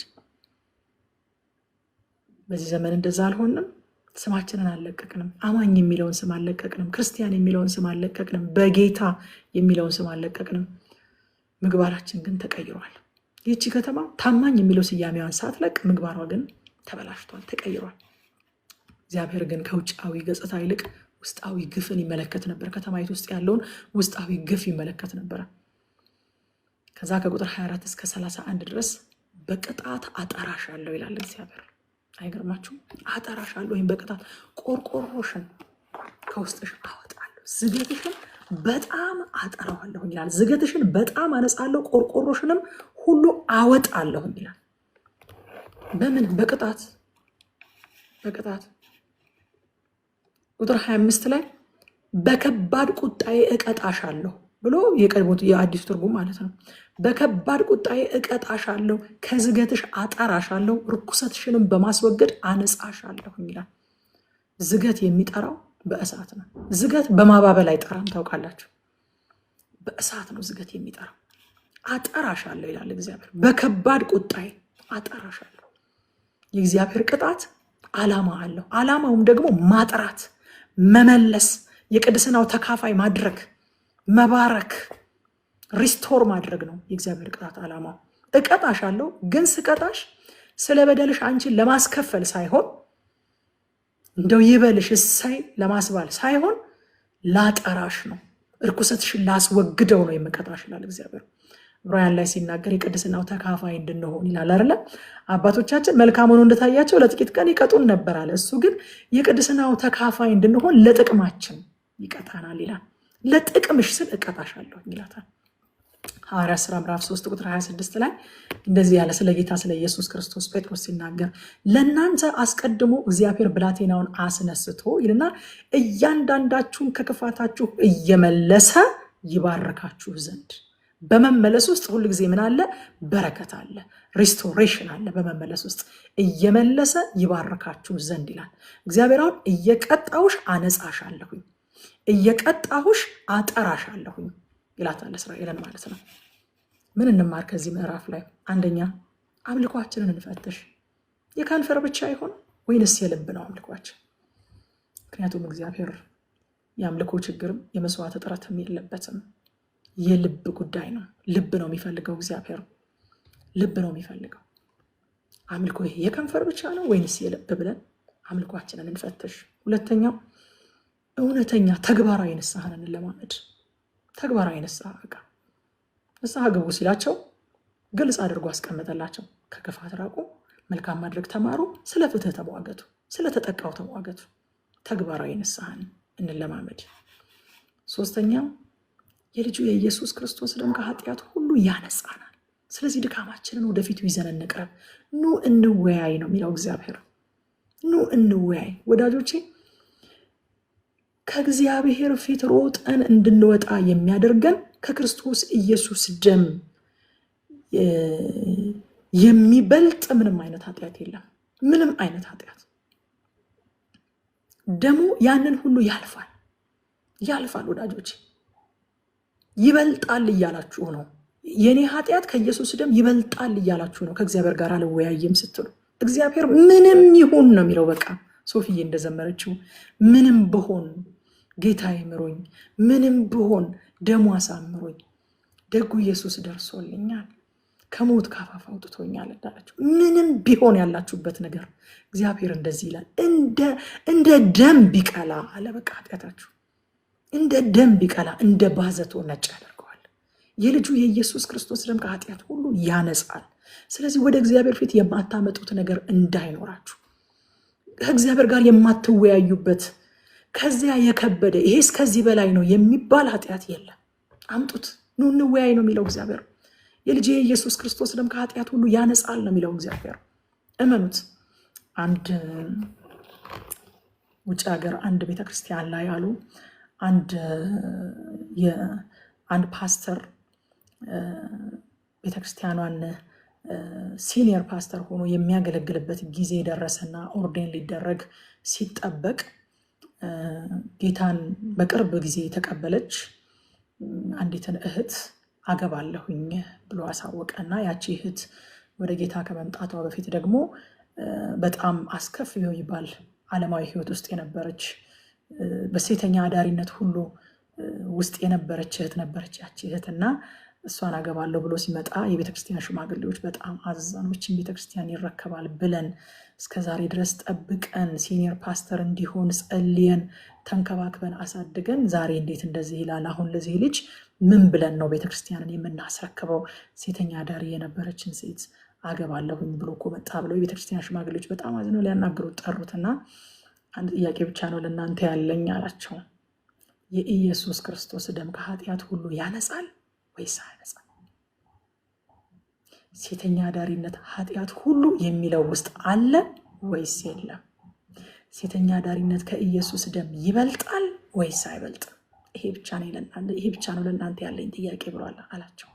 ወዳጆች ምንም ውስጥ ብትሆኑ፣ ምንም አይነት በደል፣ ምንም አይነት ማህበረሰብ ያወገዘው በቃ ሰው ሊሰማው ጆሮውን ጭው የሚያደርገው ምንም አይነት ነገር ውስጥ ብትኖሩ እኔ ዛሬ አንድ ጥያቄ ነው ለእናንተ ያለኝ። የኢየሱስ ክርስቶስ ደም ከኃጢአት ሁሉ ያነጻል ወይስ አያነጻም? ተወያዩ። ኑ ወደ እግዚአብሔር። የማይነጻ ኃጢአት የለም። የኢየሱስ ደም የማያጥበው ከኢየሱስ ደም አቅም በላይ የሆነ ምንም አይነት በደል፣ ምንም አይነት መተላለፍ የለም። ምንም አይነት ኃጢአት የለም። ይሄው ኃጢአታችሁ እንደ አለላ ብትሆን እንደ አመዳይ ትነጻለች። እንደ በረዶ ማለት ነው አመዳይ ማለት። እንደ ደምን ብትቀላ ይሄስ ይከብደኛል አላለም፣ እንደ ባዘቶ ትጠራለች። የኢየሱስ ክርስቶስ ደም ከኃጢአት ሁሉ ያነጻል ወዳጆች፣ ያነጻል። አይከብደውም። እኛን የሚከብደን ነገር እሱን አይከብደውም። ለሰው ብትነግሩት የሚከብደው ነገር በኢየሱስ ፊት ግን አይከብድም።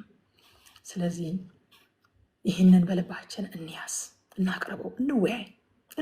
ከእግዚአብሔር ጋር ተወያይተን የማይፈታ ነገር የለም። አራተኛው ከዚህ ምዕራፍ የምንማረው እያንዳንዱ ምርጫችን እንደ ወገኑ ስለሚያፈራ በማስተዋል እንምረጥ። እግዚአብሔር ታውቃላችሁ የዘር አምላክ ነው። ሲፈጥር ራሱ የሆነን ነገር በብዛት አይደለም የሚፈጥረው፣ ዘር ነው የሚፈጥረው። ዘፍጥረት 1 ላይ ሄዳችሁ አንብቡ። ይፈጥርና እንደ ወገኑ ያብቀል ይላል። እንደ ወገኑ አፍተር ኢትስ ካይንድ እንዲያፈራ ያዘዋል። ወዳጆቼ የምንዘራት ዘር አፍተር ኢትስ ካይንድ ስለሚያፈራ፣ እንደ ወገኑ ስለሚያፈራ፣ አዝመራ ላይ ምርጫ ስለሌለ፣ አዝመራ ላይ ኖ ይሄን ማጨድ አልፈልግም ማለት ስለማይቻል ስለምንዘራው ዘር እንጠንቀቅ። ምዕራፍ 2 ጌታ ረድቶኝ ምዕራፍ 2 ላይ ደርሻለሁ። ኢሳይያስ ምዕራፍ 2 የእግዚአብሔር ተራራና የጌታን ቀን የምናይበት ክፍል ነው። ቁጥር 2 ላይ የዘመኑ ፍጻሜ ሲደርስ የእግዚአብሔር ቤተ መቅደስ የተሰራበት ተራራ ከሌሎች ተራራዎች ሁሉ በልጦ ይታያል፣ ከኮረብቶቹም ሁሉ እጅግ ከፍ ይላል። የብዙ መንግስታት ህዝቦች ወደ እርሱ ይጎርፋሉ ይላል አዲሱ ትርጉም። ይጎርፋሉ ወደ እርሱ። የእግዚአብሔር ተራራ፣ የእግዚአብሔር ቤተ መቅደስ የተሰራበት ተራራ የእግዚአብሔርን መንግስት አገዛዙን የሚገልጽ አባባል ነው። የእግዚአብሔር ተራራ ማለት የእግዚአብሔር መንግስት ለማለት የሚገባ አባባል ነው። የእግዚአብሔር መንግስት በዘመኑ ፍጻሜ የዘመኑ ፍጻሜ ሲደርስ የእግዚአብሔር መንግስት ከምድራዊ መንግስታት ሁሉ ከፍ የምትልበት፣ ተራሮች ማለት መንግስታት ማለት ናቸው መጽሐፍ ቅዱስ። የእግዚአብሔር መንግስት ከምድራዊ መንግስታት ሁሉ ከፍ የምትልበት፣ ሁሉን የምትገዛበት ጊዜ ይመጣል የዘመኑ ፍጻሜ በደረሰ ጊዜ ብሎ ኢሳያስ ወደፊት ያመላክታል። ይሄ የሚፈጸመው መቼ ነው? ራዕየ ዮሐንስ ምዕራፍ 11 ቁጥር 15 ላይ እንደዚህ የሚል ቃል እናገኛለን። ሰባተኛው መልአክ ነፋ፣ በሰማይም የዓለም መንግስት ለጌታችንና ለእርሱ ለክርስቶስ ሆነች፣ ለዘላለም እስከ ዘላለም ይነግሳል ይላል። ሃሌሉያ። ኢሳያስ የተናገረው ተወለደ የሚለው ከተፈጸመ ይህም ይፈጸማል። ስለሚመጣው ክብር የተናገረው መንግስታትን ሁሉ ስለምትገዛው ስለዚያች መንግስት፣ ስለ ጌታችን መንግስት፣ በሰማይም የዓለም መንግስት ለጌታችንና ለእርሱ ለክርስቶስ ሆነች፣ ለዘላለም እስከ ዘላለም ይነግሳል የሚል ድምፅ ተሰማ ይላል።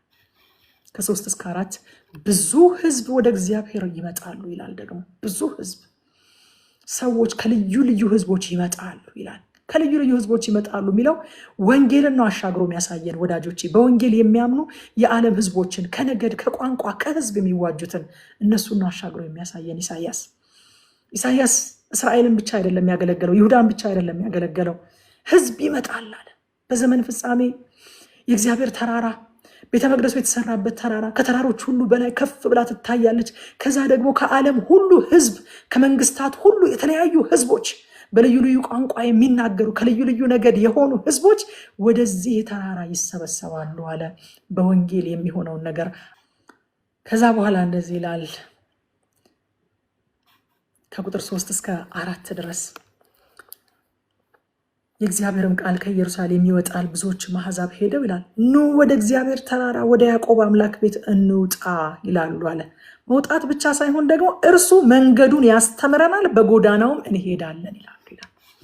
እሱ ፈቃዱን እንድናደርግ ያስተምረናል። መምጣት ብቻ ሳይሆን ፈቃዱን ማድረግን፣ መንገዱን መከተልን ይማራሉ። እነዛ ሰዎች ደግሞ እኛ እኮ ነን እነዛ ሰዎች ማለት ይማራሉ። ማቴዎስ ወንጌል ላይ ጌታ እንደዚህ ያለው ማለት ነው፣ እንግዲህ ሂዱና አሕዛብን ሁሉ በአብ በወልድ በመንፈስ ቅዱስ ስም እያጠመቃችኋቸው ያዘዝኳቸውን ሁሉ እንዲጠብቁ እያስተማራችኋቸው ደቀ መዛሙርት አድርጓቸው አለና አምጧቸው ብሎ እነሆ እኔ እስከ ዓለም ፍጻሜ ሁሉ ከእናንተ ጋር ነኝ አለ።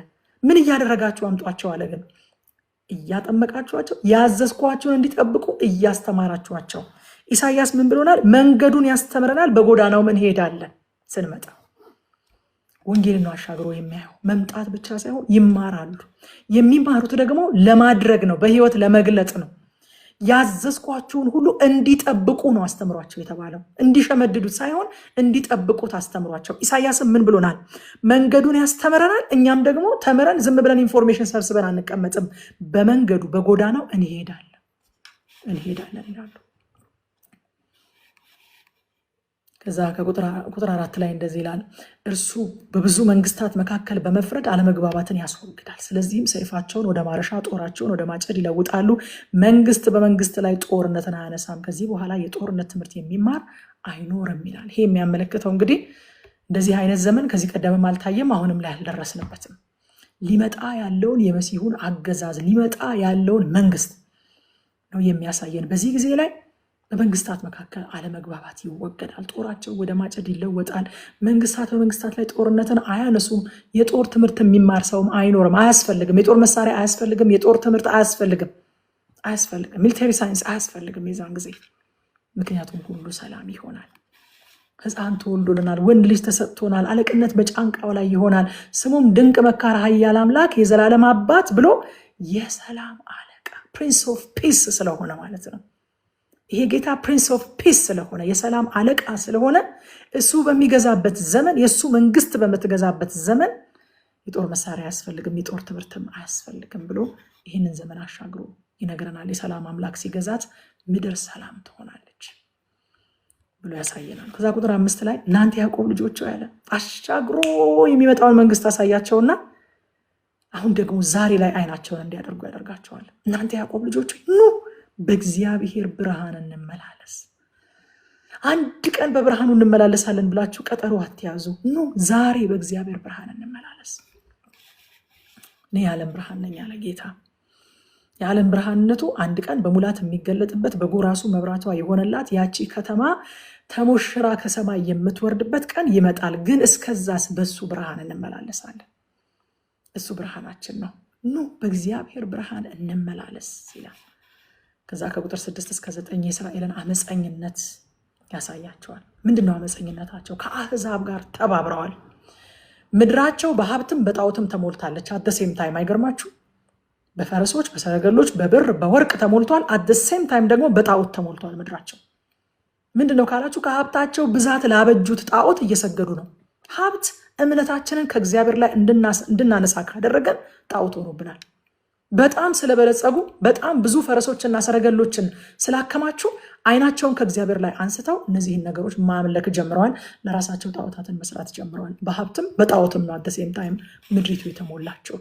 ከዛ ከቁጥር 10 እስከ 22 ድረስ የጌታን ቀን ይነግራቸዋል። የጌታ ቀን እንደምታውቁት በመጽሐፍ ቅዱስ በብዙ ስፍራ የፍርድ ቀን እንደሆነ እናውቃለን። የጌታ ቀን ከተባለ የፍርድ ቀን ማለት ነው። ቁጥር 11 ላይ እንደዚህ ነው የሚለው፣ ከፍ ያለችውን የሰው አይን ትዋረዳለች። በጌታ ቀን የሚሆነው ነገር ምንድን ነው? ሁለት ነገሮች ነው የሚሆኑት። አንደኛ ከፍ ያለች የሰው አይን፣ የትዕቢተኞች አይን ማለት ነው። ከፍ ያለች የሰው አይን ማለት ትዋረዳለች፣ የሰዎችም ኩራት ትወድቃለች። ሁለተኛስ በዚያን ቀን እግዚአብሔር ብቻውን ከፍ ከፍ ይላል። ትዕቢተኞች ይዋረዳሉ፣ እግዚአብሔር ብቻውን ከፍ ከፍ ይላል። የትኛውም ራሱን በእግዚአብሔር ላይ ከፍ ከፍ ያደረገ ነገር በዚያን ቀን ይዋረዳል። እግዚአብሔር ብቻውን ከፍ ከፍ ይላል። ከ19 እስከ 21 ሰዎች በፍርሃት ሊሸሸጉ ሲሞክሩ ያሳየናል። 20 ላይ እንደዚህ ይላል፣ በዚያን ቀን ሰው ይሰግድላቸው ዘንድ ያበጇቸውን የብሩንና የወርቁን ጣዖቶቹን ለፍልፈልና ለሌሊት ወፍ ይጥላል ይላል። ሊሰግድለት የሰራውን ጣዖቱን ለፍልፈልና ለሌሊት ወፍ ጥሎ እሱ ግን ሊሸሸግ ይሮጣል ይላል። ግን የሚገርመው ነገር ከክርስቶስ ውጪ ከእግዚአብሔር ቁጣ የሚያስመልጥ ምንም አይነት መሸሸጊያ የለም። ባህርን እስኪ ሸሽጊኝ ብትላት ራሷ መሸሸጊያ ትፈልጋለች። ተራሮችን እስኪ ደብቁኝ ከጀርባችሁ ሰውሩኝ ብትላቸው እነሱ ራሳቸው ባህርን እባክሽ ሸሽጊን ይሏታል ይላል በምሳሌያዊ አነጋገር የእግዚአብሔር ቃል ሲናገር።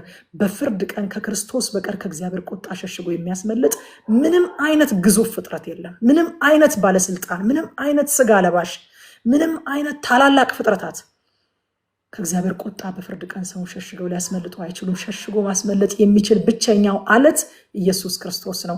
ወደ ፍጥረታዊ አለቶች ሮጠው ሊሸሸጉ ሲሞክሩ እዚህ ቦታ ላይ እናያቸዋለን። ግን ሸሽጎ ማስመለጥ የሚችል ኢየሱስ ብቻ ነው። ኢየሱስ ብቻ ነው። እንኳን ከቁጣው ከክብሩ በክርስቶስ ተሸሽገን ነው የምናመልጥ። ሙሴን ካስታወሳችሁት ክብርህን አሳየኝ ሲለው እኔ አልፋለሁ አለ እግዚአብሔር። ሰው እኔን አይቶ በሕይወት አይኖርምና በአለቱ አለት አዘጋጅልሃለሁ፣ ሰንጣቃ አለት አዘጋጅልሃለሁ። እኔ ሳልፍ እጄን እጋርዳለሁኝ፣ እንዳታየኝ፣ እጄን ፊቴን እንዳታይ እጄን እጋርድብሃለሁ። አንተም በሰንጣቃው አለት ውስጥ ሆነ ጀርባዬን ታያለህ። የእግዚአብሔርን እንኳን ቁጣውን ክብሩን እንኳን ከክርስቶስ ውጭ ሆነን ማየት አንችልም። ክብሩን ውበቱን ከክርስቶስ ውጭ ሆነን ማየት አንችልም። ሰው እኔን አይቶ በሕይወት መኖር አይችልም ብሏል። የሚያስመልጥ ኢየሱስ ብቻ ነው።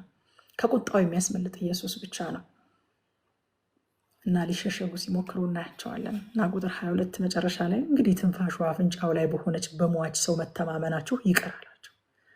እርሱ ለምንም አይጠቅም።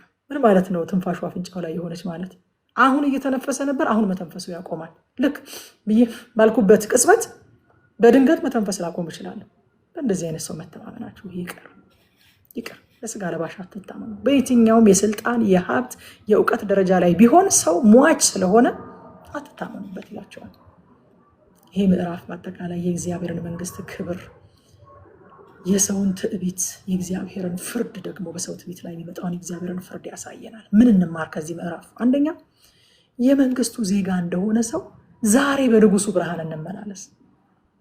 ሃሌሉያ ሃሌሉያ። እኛስ ሀገር አለን አለ ሐዋርያው ጳውሎስ። ከዚያም የሚመጣ ንጉስን እንጠባበቃለን አለ። ሃሌሉያ። ተስፋ እንደሌላቸው አትዘኑ። እኛ ሀገር አለን፣ ከዛ የሚመጣ ንጉስንም እንጠባበቃለን። እስከዚያስ ድረስ ምን እናደርጋለን? እንዴት እንመላለሳለን? በንጉሱ ብርሃን እንመላለሳለን። በእኔ የሚያምን በጨለማ አይመላለስም ብሏል። እኔ የዓለም ብርሃን ነኝ። በእኔ የሚያምን ጨለማ አይሆንበትም፣ በጨለማ አይመላለስም ብሏል። ሀገር እንዳለው ሰው፣ ንጉስ እንዳለው ሰው ዛሬ ስንኖር በንጉሱ ብርሃን እንመላለስ። ሁለተኛ ምን እንማር ከዚህ ምዕራፍ? እምነታችንን ከእግዚአብሔር ላይ እንድናነሳ ያደረጉንን ዘመናዊ ጣዖቶቻችንን እንሰባብራቸው። ዛሬ ወዳጆቼ ከብርና ከወርቅ ከእንጨትና ከድንጋይ የሚሰራ ጣዖት እያንዳንዳችን ቤት የለም፣ ላይኖር ይችላል። እያንዳንዳችን ቤት ዘመናዊነቱ ራሱ እነሱን አስወግዷቸዋል። ብዙም የለም። አሁን እንደዚህ ቲክቶክ ከፍተን በምንሰማ በእኛ መካከል እነዚህ ጨሌ ምናምን የሚባሉ ስልጣኔው ራሱ አስወግዷቸዋል። እነሱ አይደሉም ያሉት፣ ግን ሌሎች ዘመናዊ ጣዖቶች ግን አሉ ቤታችን፣ ዘመናዊ ጣዖቶች። እሺ የምንማረውን ነገር ልድገመው። የመጀመሪያ የምንማረው የመንግስቱ ዜጋ እንደሆነ ሰው ዛሬ በንጉሱ ብርሃን እንመላለስ፣ ዛሬ በንጉሱ ብርሃን እንመላለስ። ሁለተኛው ደግሞ እምነታችንን ከእግዚአብሔር ላይ እንድናነሳ ያደረጉንን ዘመናዊ ጣዖቶቻችንን እንሰባብራቸው።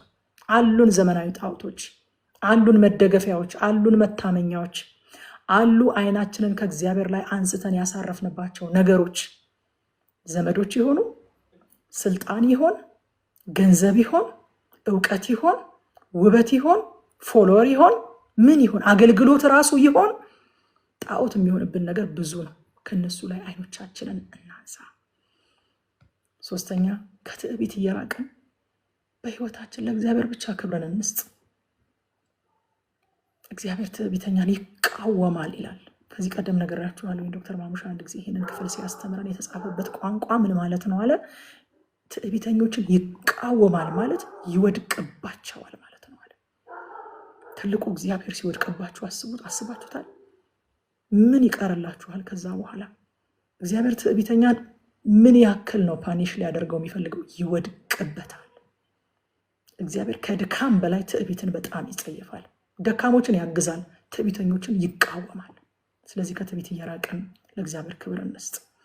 አራተኛ የጌታ ቀን ሳይመጣ የጌታ ቀን ሳይደርስብን ብቸኛው መሸሸጊያና ማምለጫ የሆነው ክርስቶስ ውስጥ ገብተን እንሸሸግ።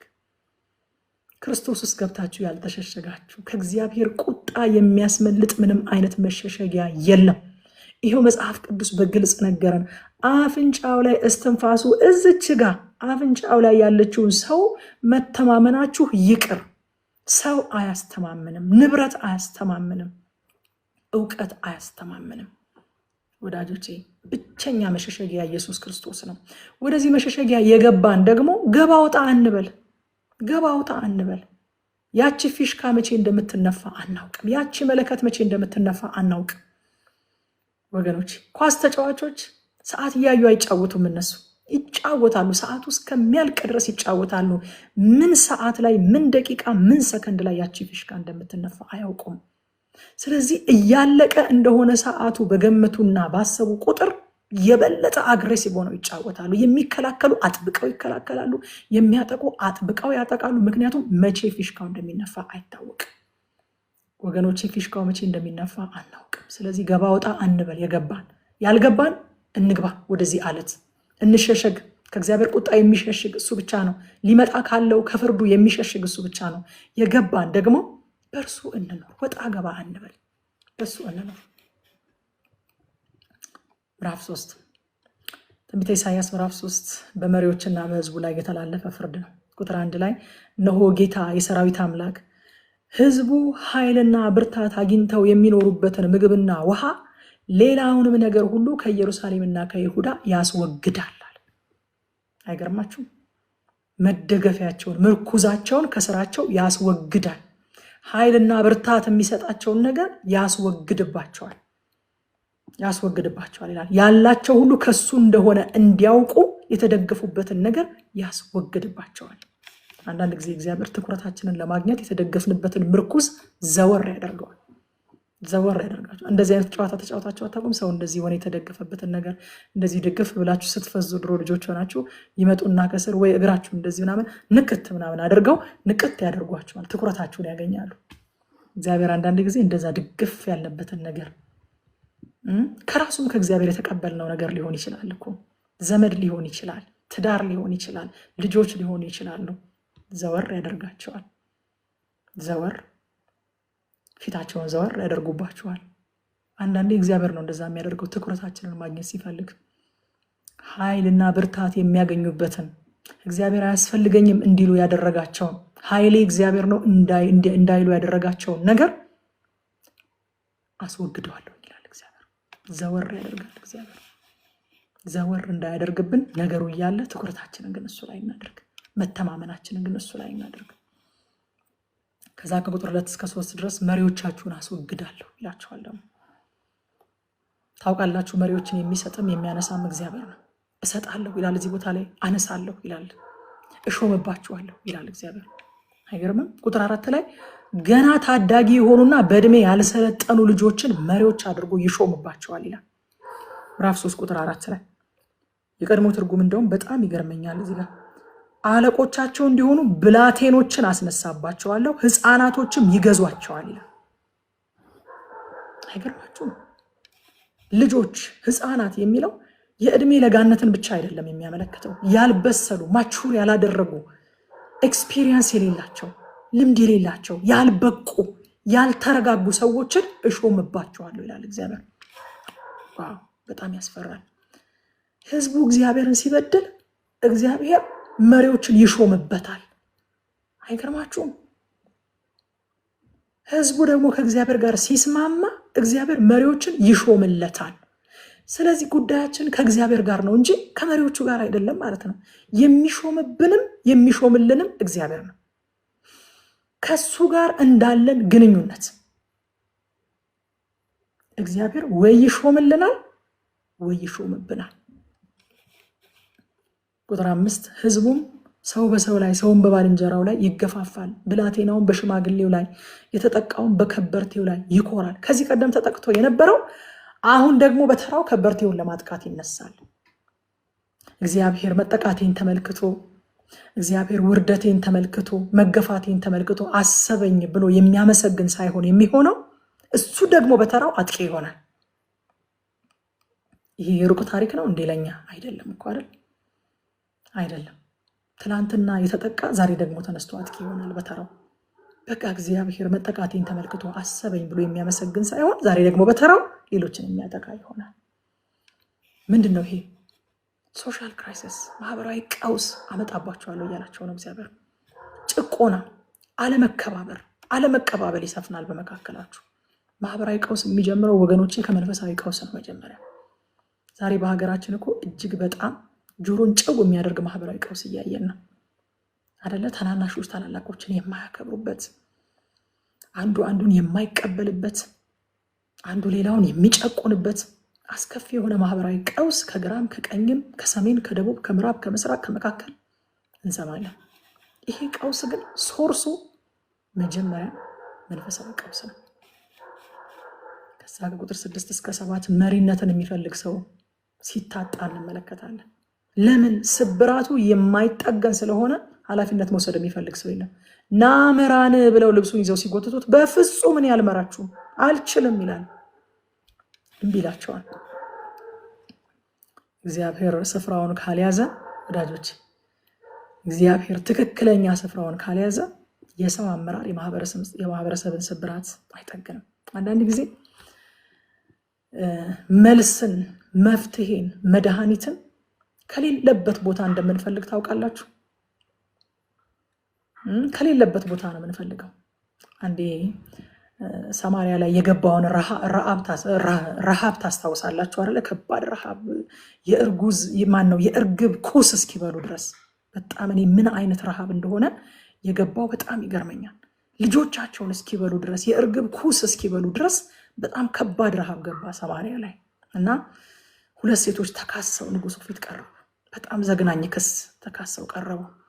ምንድነው ጉዳያቸው ሲባሉ ይቺ ሴት ትላንትና ያንቺን ልጅ ቀቅለን እንብላውና ከዛ ነገ ደግሞ የኔን ልጅ እንበላለን አለችኝ። እሺ አልኳትና ትላንትና የኔን ልጅ በላን። አሁን ዛሬ ላይ ደግሞ ያንቺን ልጅ አምጪ እንብላ ስላት እምቢ አለችኝ።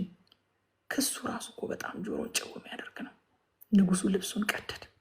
አሁን እንደው በአጠቃላይ የረሃቡን ክፋት ያመጣውን ነገር ተመለከተና ለነሱ ፍርድ አይደለም የሰጠው፣ ልብሱን ቀደደ ንጉሱ። በቃ የሳፋጥ ልጅ የኤልሳ ራስ በአንገቱ ላይ ካደረ ዛሬ እግዚአብሔር ይህንን ያድርግብኝ ይህንን ይጨምርብኝ ብሎ ማለ። ልብሱን ቀደደ። ማቅ ከውስጥ ለብሶ እንደነበረ ታየ። አመድ ነሰነሰ። በጣም አዘነ ይላል። በጣም አዘነ። እንደዚህ አይነት ክራይሲስ መነሻው ምንድን ነው ካላችሁ መንፈሳዊ ክራይሲስ ነው መጀመሪያ። ከዛ በኋላ መፍትሄ ይሰጣል እንጂ ሲሉት እግዚአብሔር ያልሰጣችሁን እኔ ከየት ልሰጣችሁ እችላለሁ አለ። ወዳጆቼ እግዚአብሔር ያልሰጠንን ነገር ነገስታት ሊሰጡን አይችሉም። እግዚአብሔር ያልፈወሳትን አገር ነገስታት፣ ባለስልጣናት ሊፈውሱ አይችሉም። ፈውስን መፈለግ ያለብን፣ ፈውስን መጠየቅ ያለብን ከራሱ ከእግዚአብሔር ዘንድ ነው። እግዚአብሔር ሲፈውስ ነው ነገስታት ከተማን መፈወስ የሚችሉት።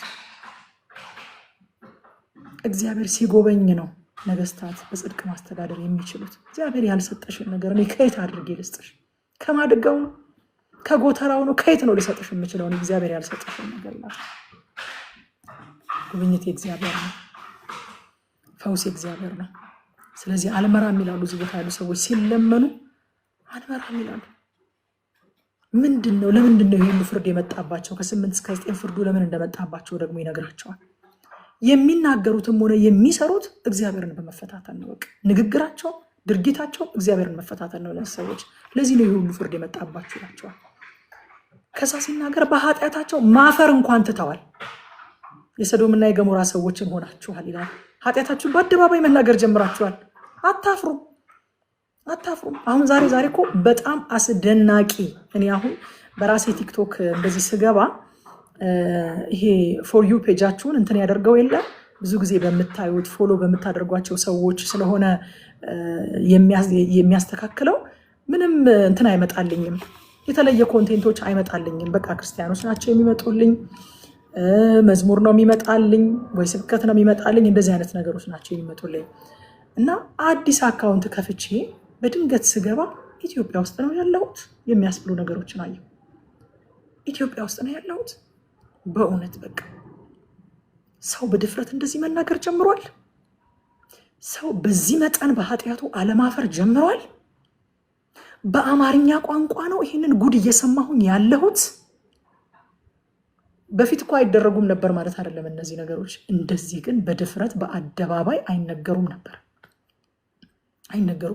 በአደባባይ ሰዎች ቁጭ ብለው በኩራት ስለ እርኩሰታቸው፣ ስለ ኃጢአታቸው ወይንም ደግሞ ስለ ባዕድ አምልኳቸው በአደባባይ ሰዎች ቁጭ ብለው ሲነጋገሩ ሳይ እንደው አማርኛ መሆኑን ኢትዮጵያ ውስጥ መሆኑን ማመን እስከሚያቅተኝ ድረስ ነው የተጠራጠርኩት። ጆሮዬን ማመን እስከሚያቅተኝ ድረስ እና እዚህ ቦታ ላይ እንደ ሰዶምና እንደ ገሞራ ሆናችኋል። ኃጢአታችሁን መደበቅ፣ በጣታችሁን ማፈር ምናምን አቁማችኋል።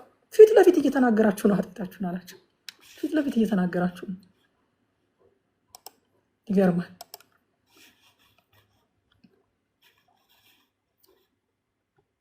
የሰዶምና የገሞራ ሰዎችን ካስታወሳችኋቸው ኃጢአታቸውን ለመደበቅ፣ ኃጢአታቸውን ለማፈር ምንም ጥረት የሚያደርጉ ሰዎች አልነበሩ።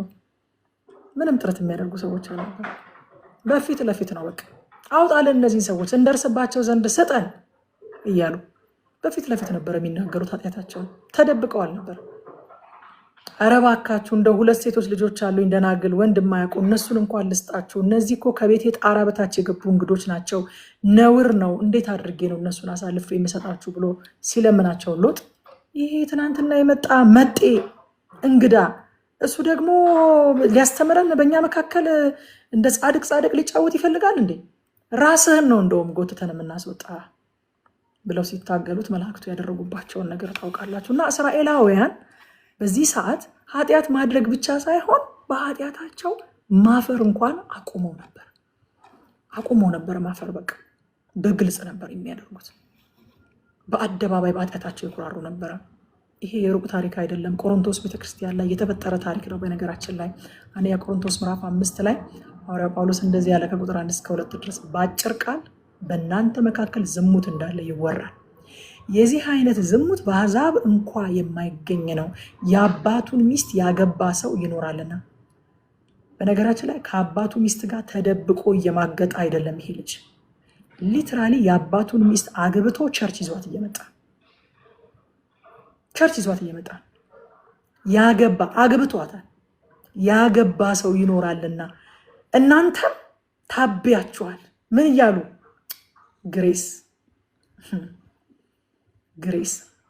ጸጋ፣ የጸጋ ዘመን እኮ ነው አሁን፣ የህግ ዘመን አይደለም እያሉ ታቢያችኋል። ይልቁንስ እንድታዝኑ አይገባችሁምን? እንደዚህ አይነት የተገለጠ ኃጢአት በመካከላችሁ ስታዩ ይልቁንስ ልታዝኑ አይገባችሁምን? ይህን ስራ የሰራው ከመካከላችሁ ይወገድ ይላቸዋል። ተደብቆ አይደለም የሰራው ይሄ ሰውዬ፣ ፊት ለፊት ነው ያደረገው። አፌር አይደለም ያለው፣ በሚስጥር አይደለም ከአባቱ ሚስት ጋር የሚተኛው። ከአባቱ ቀምቶ አግብቷት ቸርች ይዟት እየመጣ ነው። በዚህ መጠን በግልጽ ኃጢአት በአደባባይ እየተደረገ ነው። እንደው ዛሬስ በጣም እንደው ርቀን ይሆን እንዴ? ከዚህ ብዙ የራቀን አይመስለኝም። ዛሬም በአደባባይ አንደበታችንን ሞልተን የምንሟገትላቸው እኮ ብዙ አጸያፊ ነገሮች አሉ። እንደዚህ ሆናችኋል ያችኋል ወዳጆቼ። ሰው በኃጢአቱ ማፈር በኃጢአቱ መጸጸት ሲያቆም ሕሊናው ደንዝዟልና ለፍርድ ተላልፎ እየተሰጠ መሆኑን ሊያውቅ ይገባዋል፣ ሊደነግጥ ይገባዋል። መደንገጥ ያቆማችሁ ቀን ደንግጡ እላለሁ እኔ ሁል ጊዜ ስናገር። የምደነግጠው መደንገጥ ያቆምኩ ቀን ነው። መጸጸት ያቆምኩ ቀን፣ መፍራት ያቆምኩ ቀን፣ የምፈራው እሱን ቀን ነው። መፍራት ስታቆሙ ፍሩ ወዳጆቼ። መደንገጥ ስታቆሙ ደንግጡ፣ በጣም ደንግጡ። መደንገጥ ስታቆሙ፣ መጸጸት ስታቆሙ በጣም ደንግጡ። እዛ ቁጥር 10 ላይ የሥራቸውን ፍሬ ይበላሉና ጻድቁን መልካም ይሆንልሃል በሉት ይላል። አያችሁ፣ እግዚአብሔር በፍርድ ቀን እንኳን ጻድቁን በኃጢአተኞች መካከል ይጠብቀዋል። አብርሃም እንደዚህ ያለ እኮ ሰዶምና ገሞራን አጠፋለሁ ብሎ እግዚአብሔር ሲሄድ የምድር ሁሉ ዳኛ ሆይ ያለው፣ የምድር ሁሉ ዳኛ ሆይ ጻድቁን ከኃጢአተኛው ጋር ማጥፋት፣ እንዲህ ያለው ነገር ካንተ ይራቅ፣ በፍጹም ካንተ አይጠብቅም እንደዚህ አይነት ነገር አለው። ኦፍኮርስ ጻድቁን ከኃጢአተኛው ጋር አያጠፋም እግዚአብሔር። 50 ጻድቃን ቢኖሩ እንደው ያንን ከተማ ታጠፋዋለህ? በፍጹም 50 ካሉ ለ50 ስለበረዋለሁ። እንደው 20 ቢገኙ ጌታ ሆይ 20 ካሉ እበራለሁ። እንደው አንድ ጊዜ ካንተ ጋር ልናገር ጀመርኩኝ አፈር ስሆን 10 ካሉስ ታጠፋታለህ ያችን ከተማ? አላጠፋትም። አንፎርቹኔትሊ 10ም አልተገኘም። ግን እግዚአብሔር ጻድቁን ከኃጢአተኛው ጋር አያጠፋም። ፍርድ እንኳን በሚተላለፍበት ቀን ለጻድቁ ምን በሉት? መልካም ይሆንልሃል በሉት። አይዞህ ከኃጢአተኞች ጋር አትጠፋም፣ አይዞህ ከክፉዎች ጋር አትደመሰስም፣ አይዞህ ለክፉዎች የወረደ ነገር አያገኘህም፣ መልካም ይሆንልሃል በሉት፣ መልካም ይሆንልሃል በሉት ይላል። ለዚህ ነው ሐዋርያው ጳውሎስ ሁለተኛ ጢሞቴዎስ ምዕራፍ 2 ቁጥር 19 ላይ ጌታ ለእርሱ የሆኑትን ያውቃል። አጠፉበትም ወዳጆች፣ በአመፀኞች መካከል አይምታታበትም፣ አጠፉበትም፣ አትሰወሩበትም፣ አትደባለቁበትም። ኃጢአተኛውም ከጻድቁ ጋር ተለጥፎ አያልፍም፣ ጻድቁም ከኃጢአተኛው ጋር ተደባልቆ አይጠፋም። ይህንን ነው ያየነው እኮ አይደለ? ከግብፅ ምድር የወጣው እኮ ድብልቅ ህዝብ ነው። በነገራችን ላይ የሆኑ ግብፃውያን ግር ብለው እኮ ወጥተው ነበር። ድብልቅ ህዝብ ወጥቷል። ግን ጌታ የእሱ የሆኑትን ያውቃል። ልቅም ልቅም ልቅም ልቅም አድርጎ ያወጣቸዋል። አንቺ መልካም ይሆንልሻል በክፉ ዘመን። አዎ አንቺ መልካም ይሆንልሻል። አንተ መልካም ይሆንልሃል በድርቅ ዘመን። ይስሐቅን ታስታውሳላችሁ። በድርቅ ዘመን፣ ድርቅ በገባበት ዘመን አትሄድ አለው እግዚአብሔር። እዚሁ ተቀመጥ፣ እዚሁ ምድር ላይ ታርሳለህ፣ 100 እጥፍ ታጭዳለህ አለው። ክፍሉ በጣም ደስ ይለኛል። በዚያው ዓመት በዚያው ምድር ዘራና 100 እጥፍ አጨደ ይላል። ለጻድቁ መልካም ይሆንልሃል በሉት ማለት ይሄ ነው። በቃ ከክፉዎች ጋር አትጠፋም በሉት።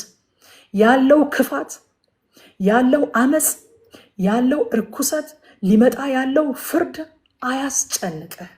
ጌታ የሱ የሆኑትን ያውቃል። ኢትስ ፐርሰናል፣ ኢትስ ፐርሰናል። ህይወት ፐርሰናል ነው። በነገራችን ላይ እኔ ብቻዬን ምን አመጣለሁ? ይኸው ሰው ሁሉ ረክሷል፣ ሰው ሁሉ በኃጢአት ተነክሯል። ይኸው አገልጋዮቹም እንደዚህ ሆነዋል፣ ዘማሪዎቹም እንደዚህ፣ ሰባኪዎቹም እንደዚህ ምናምን ብለህ ወንድሜ ግድ የለህም። ልብህ አይውደቅ፣ ልብህ አይውደቅ። ጌታ የሱ የሆኑትን ያውቃል። ጌታ የሱ የሆኑትን ያውቃል። ለአንተ መልካም ይሆንልሃል፣ ለአንቺ መልካም ይሆንልሻል። ኢትስ ፐርሰናል፣ ኢትስ ፐርሰናል። እግዚአብሔር የህዝብ ብቻ ሳይሆን የግል አምላክም ጭምር ስለሆነ ኢትስ ፐርሰናል። እዛ 11 ላይ እንደ እጁ ስራ ፍዳው ይደረግበታልና ለበደለኛው ወዮ ክፉም ደርሶበታል ይላል። ኃጢአተኛውም ከጻድቁ ጋር ተለጥፎ አያመልጥም። ፍርድ እንደ ሀገር ቢመጣ እንኳን የሚደርስብን ግን እንደ ግለሰብ በአካሄዳችን ምክንያት ነው እንጂ በሀገር ላይ ስለመጣ የሚወድቅባችሁ ነገር የለም። ለዚህ ነው ገላትያ 6:7 ላይ አትሳቱ፣ እግዚአብሔር አይዘበትበትም፣ ሰው የሚዘራውን ሁሉ ያንኑ ደግሞ ያጭዳልና ይላል። ያንኑ ደግሞ ያጭዳልና። እግዚአብሔርን ማኒፑሌት ማድረግ አይቻልም፣ አይቻልም። በቃ በምድር ያለ ሲስተም እኮ ማኒፑሌት ይደረጋል አይደለም? ማለት በጦርነት ቀጠና ውስጥ ከተገኛችሁ ለምሳሌ እናንተ ጦርነቱ ለመነሳቱ ምንም አይነት አስተዋጽኦ ሳታበረክቱ ምንም አይነት ችግር ሳትፈጥሩ ምንም ያጠፋችሁት ነገር ሳይኖር ቪክቲም ትሆናላችሁ በጦርነት ቀጠና ውስጥ በመገኘታችሁ ብቻ። መንፈሳዊ ዓለም ግን እንደዛ አይደለም። ጌታ ኢየሱስ የሆኑትን ያውቃል። ለእያንዳንዱ እንደ ስራው እከፍለው ዘንድ አለ ጌታ። እነሆ በቶሎ እመጣለሁ አለ። ጻድቁም ጽድቁን ያድርግ፣ ኃጢአተኛውም ኃጢአቱን ማድረግ ይቀጥል፣ ርኩሱም ወደፊት ይርከስ። ተውት፣ ዶንት ወሪ። እነሆ በቶሎ እመጣለሁ፣ ለእያንዳንዱ እንደየስራው እከፍለው ዘንድ ዋጋ ይበጄ ነው። የሆነ በጀማ አይደለም የምከፍለው፣ ለእያንዳንዱ እንደየስራው ከፍለው ዘንድ ዋጋ ይበጄ ነው ያለ ጌታ ነው። ከቁጥር 12 እስከ 15 ድረስ አሳችና ጨቋኝ መሪዎች እንዳሉ ያሳያል። በጣም የሚያሳዝን ነገር ነው። ይሄ ቃል በተለይ በጣም ያስደነግጠኛል። ሕዝቤ ሆይ ይላል፣ መሪዎቻችሁ ያስቷችኋል። ኢትስ አሜዚንግ። መሪዎች የተሰጡት እኮ ወዳጆቼ ሕዝቡን ወደ ትክክለኛ መንገድ ለመምራት፣ ደካሞችንና የተጠቁትን ለመጠበቅ፣ ሕዝቡን ለመመገብ፣ በመልካም ለማስተዳደር ተሹመው ከተሾሙበት ዓላማ በተቃራኒ ሄደዋል። የሚመሯችሁ ያስቷችኋል ይላል። መሪነት እኮ በራሱ መንገድ ማሳየት ነው። ምን አይነት መንገድ? ትክክለኛ መንገድ ማሳየት ነው። ያስቷችኋል ግን የተሾሙበትን ዓላማ ተቃራኒውን ያደርጉባችኋል ይላል። ወገኖች መሪነትን ስናስብ ማሰብ ያለብን ሁል ጊዜ መሪነት ቀዳሚነት እንጂ የበላይነት አይደለም። እዚህ ቦታ ላይ ግን መሪዎች አሳቾችና ጨቋኞች፣ ቀማኞች እንደሆኑ ይናገራል። ስልጣንን ስናስብ ኃላፊነት ነው። ስልጣን ባላደራነት ነው እንጂ ስልጣን የበላይነት አይደለም። ከዛ ከቁጥር 16 እስከ 26 በትዕቢትና በባዶ ኩራት ላይ የተነገረን የፍርድ ቃል እናገኛለን። የኢየሩሳሌም ሴቶች ኩራት አብዝተዋል ይላል እግዚአብሔር። ኩራት አብዝተዋል። ምንድነው ያበዙት ኩራት? ትኩረታቸውን፣ ትምክታቸውን ውጫዊ ገጽታቸው ላይ ብቻ አድርገዋል። ውጫዊ ገጽታቸው ላይ፣ ውስጣቸውስ በትዕቢት ተወጥሯል። እግዚአብሔር እንደዚህ ያለ የተመኩበትን ውጫዊ ውበትና ጌጥ ሁሉ አፈርሰዋለሁ። አያችሁ፣ ልንጠነቀቅ የሚገባው ነገር ሁል ጊዜ እግዚአብሔር ራሱ የሰጠንም ቢሆን ማለት ነው። ከሱ ውጭ የምንታመንበትን የምንመካበትን የትኛውንም ነገር ራሱ እግዚአብሔር ነው የሚቋቋመው። በቃ ትዕቢተኛን ሰው፣ መታመኛውን በሌላ ነገር ላይ የሚያደርገን ሰው ሰይጣን ራሱ አይዋጋውም አሉ። ምን አዋጋው? ለሱ እግዚአብሔር አለለት ብሎ ነው አሉ ሚተው። አንድ ሰው ሲናገር እሱ ላይ ጊዜ አታባክኑ ይላል አለ ሰይጣን ሰራዊቶቹን። እሱ ላይ ጊዜ አታባክኑ፣ እሱን ራሱ እግዚአብሔር ይቋቋመዋል፣ ራሱ እግዚአብሔር ይቃወመዋል። እነዚህን የኢየሩሳሌም ቆነጃጅት እኔ ራሴ ነኝ አናታቸውን በቦሃነት የምመታው፣ በቁስል እመታቸዋለሁ እኔ ራሴ። ምክንያቱም በእኔ ሳይሆን በውጫዊ ማንነታቸው መተማመን ጀምረዋል ይላል እግዚአብሔር። ምን እንማር ከዚህ ምዕራፍ? አንደኛ እግዚአብሔር መሪዎችን እንዳይሾምብን ይልቁንም እንዲሾምልን እንጸልይ። በቃ ጉዳያችንን ከእግዚአብሔር ጋር እናድርግ።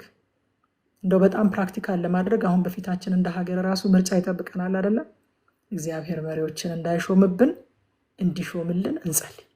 በቃ ከሌ እንዲህ ነው ከሌ እንዲያ ነው ሳይሆን እሱ እንዲሾምልን፣ እንደው እንደ በደላችን እንደ ክፋታችን እንደ አመፃችን እንዳይሾምብን እንደ ምሕረቱ ብዛት እንዲሾምልን እንጸልይ።